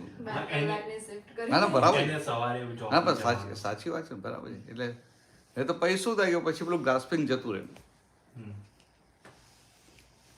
આમાં કેવું છે કે આ કર્મની જે કૃષ્ણમાં જે વાત કરી ને બહુ સમજવા જેવી છે. આપણે શું છે ને કર્મ માનીએ, આપણી ક્રિયાને કર્મ માનીએ. એટલે action of body, action of speech એટલે સ્પીચ અને એક્શન ઓફ માઇન્ડ થોટ્સ, એને આપણે કર્મ માનીએ. પણ ખરેખર એવું નથી. ખરેખર એ તો બધું ઇફેક્ટ ઓફ ધ કર્મ છે, કર્મ ફલ. એટલે પાછલા અવતારમાં જે આપણે કર્મ બાંધ્યા એ ફલ સ્વરૂપે આવે છે, એ ફલ સ્વરૂપે કેવી રીતે આવે તો કે આ બોડીના માધ્યમથી કે સ્પીચના માધ્યમથી કે મનના વિચારોથી. સમજાય? એટલે જ્યાં કર્મફળ હોય ત્યાં તારું કશું ચાલે નહીં. સમજાય? કર્મફળ હોય એટલે કમ્પલસરી. અને જગતને નવું કર્મ ક્યાં છે એ સમજણ જ નથી. એટલે આ 5 સેન્સીસથી જે અનુભવમાં આવે ને એ બધું કર્મફળ કહેવાય. એટલે તું બોડીથી કોઈને મારે કે કોઈને આમ કામ કરી આપે, જીભ જ્યાં હારી વાપરી કે ઊંધી વાપરી કે મનમાં છતાં વિચાર કરે કે ઊંધા વિચાર કરે, એ બધું કર્મફળ છે. કારણ કે તારા હાથમાં નથી. આ તું આજે આવીને બેઠો તારા હાથમાં છે. આને ફોન કર્યો, તારી ઈચ્છા હતી, તને ઇન્ટરેસ્ટ હતો તું આવી ગયો.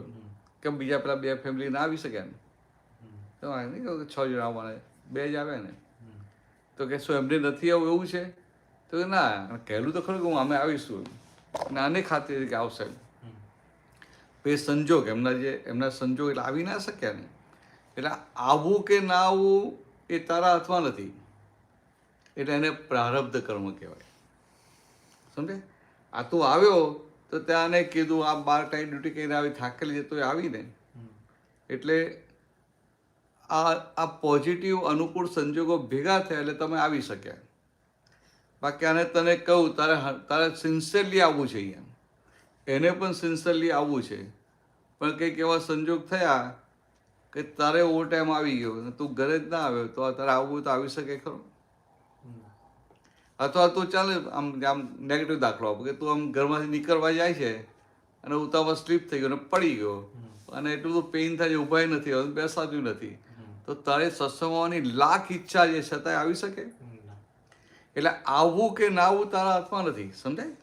ના આવવું તારા હાથમાં નથી, એવું આવવું તારા હાથમાં છે. અને અહીં જો એટલી બધી ક્લોઝ ફ્રેન્ડશીપ હોય ને કે તારે આજે તો આવવાનું જ છે, તો તને શું થાય કે જો આજે નહીં ગયો તને ખોટું લાગશે. એટલે તારી સત્સંગની જરા ઈચ્છા ના હોય તો આવવું પડે કે ના આવવું પડે?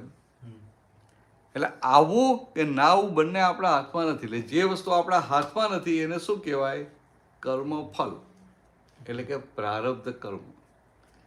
જ્યાં આપણું ચાલે છે એ કહો કર્મણ્ય વાધિકાર હસ્તે મા ફલે શું કદાચન. કર્મ કરવાનો તારો અધિકાર છે, તારો કંટ્રોલ છે, તારો સે છે, અને કર્મ ફલમાં તારો અધિકાર નથી. હવે તારો અધિકાર ક્યાં છે? કે હું કોશિશ કરું અહીંયા આવવા માટે. એટલે ના કોશિશ કરે તો બધું ક્રિયા થઈ ને બધી, પણ અધિકાર ક્યાં તારો? કે તારો અંદર ફાઇનલ ડિસિઝન શું છે? ફાઇનલ એન્ડોર્સમેન્ટ સિગ્નેચર કે મારે સત્સંગમાં જવું છે. એટલે તારાથી બાય ચાન્સ સત્સંગમાં નહીં પણ હોય તો અંદર શું રહેશે કે સત્સંગમાં જવાય તો સારું હતું. હા, એટલે એ જે વસ્તુ છે એને કોઈ રોકી શકે? અથવા બીજી રીતે કહું કે ત્યાં મહેમાન આવી ગયા, આ તું લુણાવાડામાં તો આમ ફ્લેટ હોય એમ, ખાલી આ દાખલો આપું, અને આ લોકો કંઈક આવી ગયા અને રાતે મોડા આવે 11 વાગે. પણ આને શું વિચાર કે હવે પાછું આ ભેગો નહીં થાય, અહીંથી જઈશ તો ફરી ભેગો નહીં થાય, એટલે કે ચાલો પહોંચી જ જઈએ. એટલે આવીને બેલ મારે, તું એને જુએ કે શું કરે, આવો બેસો. હવે માની લે કે આ થાકી ગઈ છે અને એનો સ્વભાવ જરાક કડક છે, ખાલી હમણાં ટેમ્પરરી સાચું ના માન તમે કોઈ સાચું ના માનતા. એટલે આ બહુ તેજ દિમાગની છે. હા બરાબર, બહુ તેજ દિમાગની છે. હવે આ આવે એટલે ભાઈ તું ધ્યેય પૂછે ખરો ને, આપણે ઇન્ડિયામાં તો આપણે કે ભાઈ કે ચા નાસ્તો કરો કે ચા પીશે એમ, તો આ કે હવે અત્યારે 11 વાગે હું ચા પીવાની, અને પછી તો આટલો ક્લોઝ ફ્રેન્ડ છે એટલે શું કે ના અત્યારે ચાવા નથી પીવી. એટલે આને એવી અંદર ઠંડકથી હાથ બચી ગયો એમ, કારણ કે આ અંદર જઈને સૂઈ ગઈ હોય, આખા દિવસથી ટાયર્ડ હોય. એટલે અહીંયા 12 કલાકની ડ્યુટી હોય, ત્યાં બીજી ડ્યુટી આવી જાય ને એટલે થાકી ગયો, સૂઈ ગઈ હોય. હવે આ કે એક કામ કર કે મારું તો આ હું જમ્યો જ નથી કે, તને ખબર છે બહારનું ખાતો નથી, આ રસ્તામાં ગાડી બગડીને મોડું થયું ને, ફોને મોબાઈલે પેલો ડિસ્ચાર્જ થઈ ગયો, તને ફોને ના થયો. એક કામ કર, હું થાકી ગયો છું તો કે આ વૈશાળીને ઉઠાડ અને કંઈક આમ રોટલી શાક ભાખરી શાક કે ખીચડી કઢી એવું બનાવી દે, અત્યારે હું ખાઈને હોઈ જઈશ ભાઈ, સવારે જમીશું, સવાર ચા પીશું, તો શું થાય તારી હાલત? સમજે? આને તો ઉઠાડવા જાય તો સીધું બચકું ભરે. અત્યારે માની લે કે એનો સ્વભાવ કડક છે એમ, અને એ તો તને કહી જ દે કે હું તો આવવાની જ નહીં બહાર, તું જેને તેને કે આમંત્રણ આપતો રહે છે. તું જોતો કે મારી હાલત કેવી છે, મારી ઊભા થવાય છે, મારી ઊભા થવાય છે, એવું નથી આવવાની, જા તારા કોઈ ભાઈબંધને ત્યાં લઈ જાય. એટલે તું કે પેલા પૂછે ભાઈ કોના સગા છે, આપણે તો કહે ને કે આવે છે એટલે મારા છે કે તારા છે. હા હા, આ તો કે તારા સગા, તું તારો ફ્રેન્ડ છે, જા તારે જે કરવું એ કરે. તો આવું થાય એટલે તું ધર્મ સંકટમાં આવી જાય કે હવે શું કરવું. આને તું જઈને એમ કે આ ના પાડે બહાર આવવાની, તો એ કેવું લાગે એમ. અને આ તો કે બીજા કોઈને ત્યાં લઈ જાય તો બીજા તારા ફ્રેન્ડને ત્યાં લઈ જાય તો પછી પ્રોબ્લેમ થઈ જાય ને. આ તું તો પાછું વાણ્યો ને કે કાચી વાય થોડી હોય, પાકી વાય ને, એટલે તને ખબર પડે કે આ વૈસાની દુખતી નસ કઈ રીતે દબાવી. એટલે તું ધીરે કહે કે ભાઈ જો હું તો મારો બીજો ફ્રેન્ડ છે ને ત્યાં જમવા લઈ જઈશ, ત્યાં જઈને જમાડીશ ને, પણ પછી આપણે ત્યાં કયું કામ છે વિન્સર, પછી પાછા વિન્સર જશું ને તો આ બધાને શું કહેશે કે આને ત્યાં ગયા હતા ને કે અમે રાતના 11 વાગે પહોંચ્યા, વૈસારી બહાર ના આવી, અમને ગ્રીટે ના કર્યા, અમને જમાડે નહીં ને આને અમને બહાર લઈ જવા પડ્યા. કે મારું ખરાબ નહીં દેખાય, તારું ખરાબ દેખાશે. તો કેવો વીજળીનો કરંટ લાગે કે ના લાગે? ફટ લઈને ઊભા થઈ જાય ને, ફટ લઈને ઊભા થઈ જાય, જમાડે કરે બધું એમ. હવે લાંબી વાત નથી કરતો, 5 મિનિટનો પતાવું એટલે આને જેવું છે ને.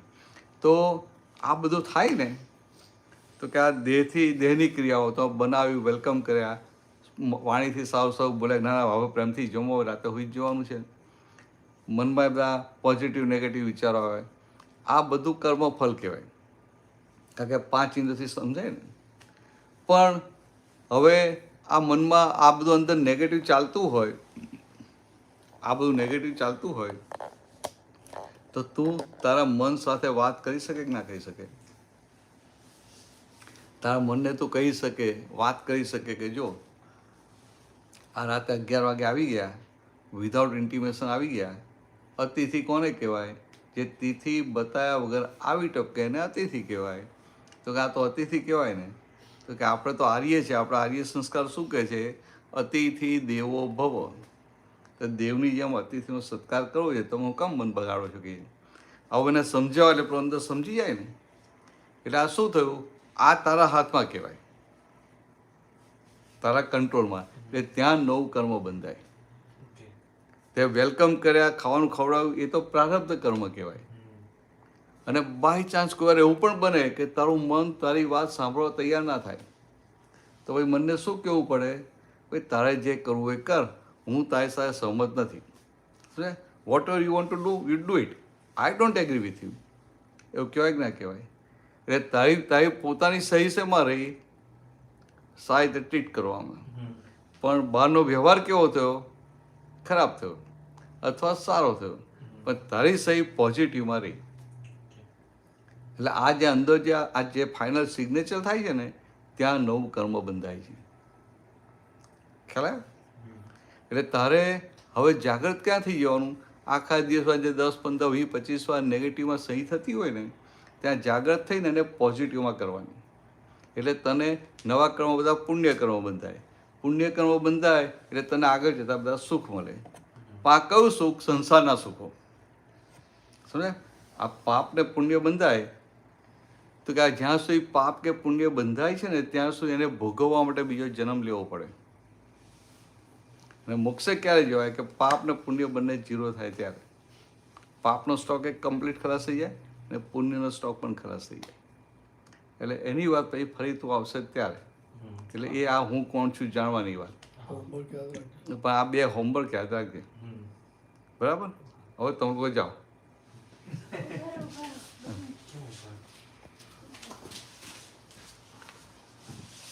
આ થોડું મોડું થઈ ગયું નહીં તમારે? મારે મોડું થઈ ગયું.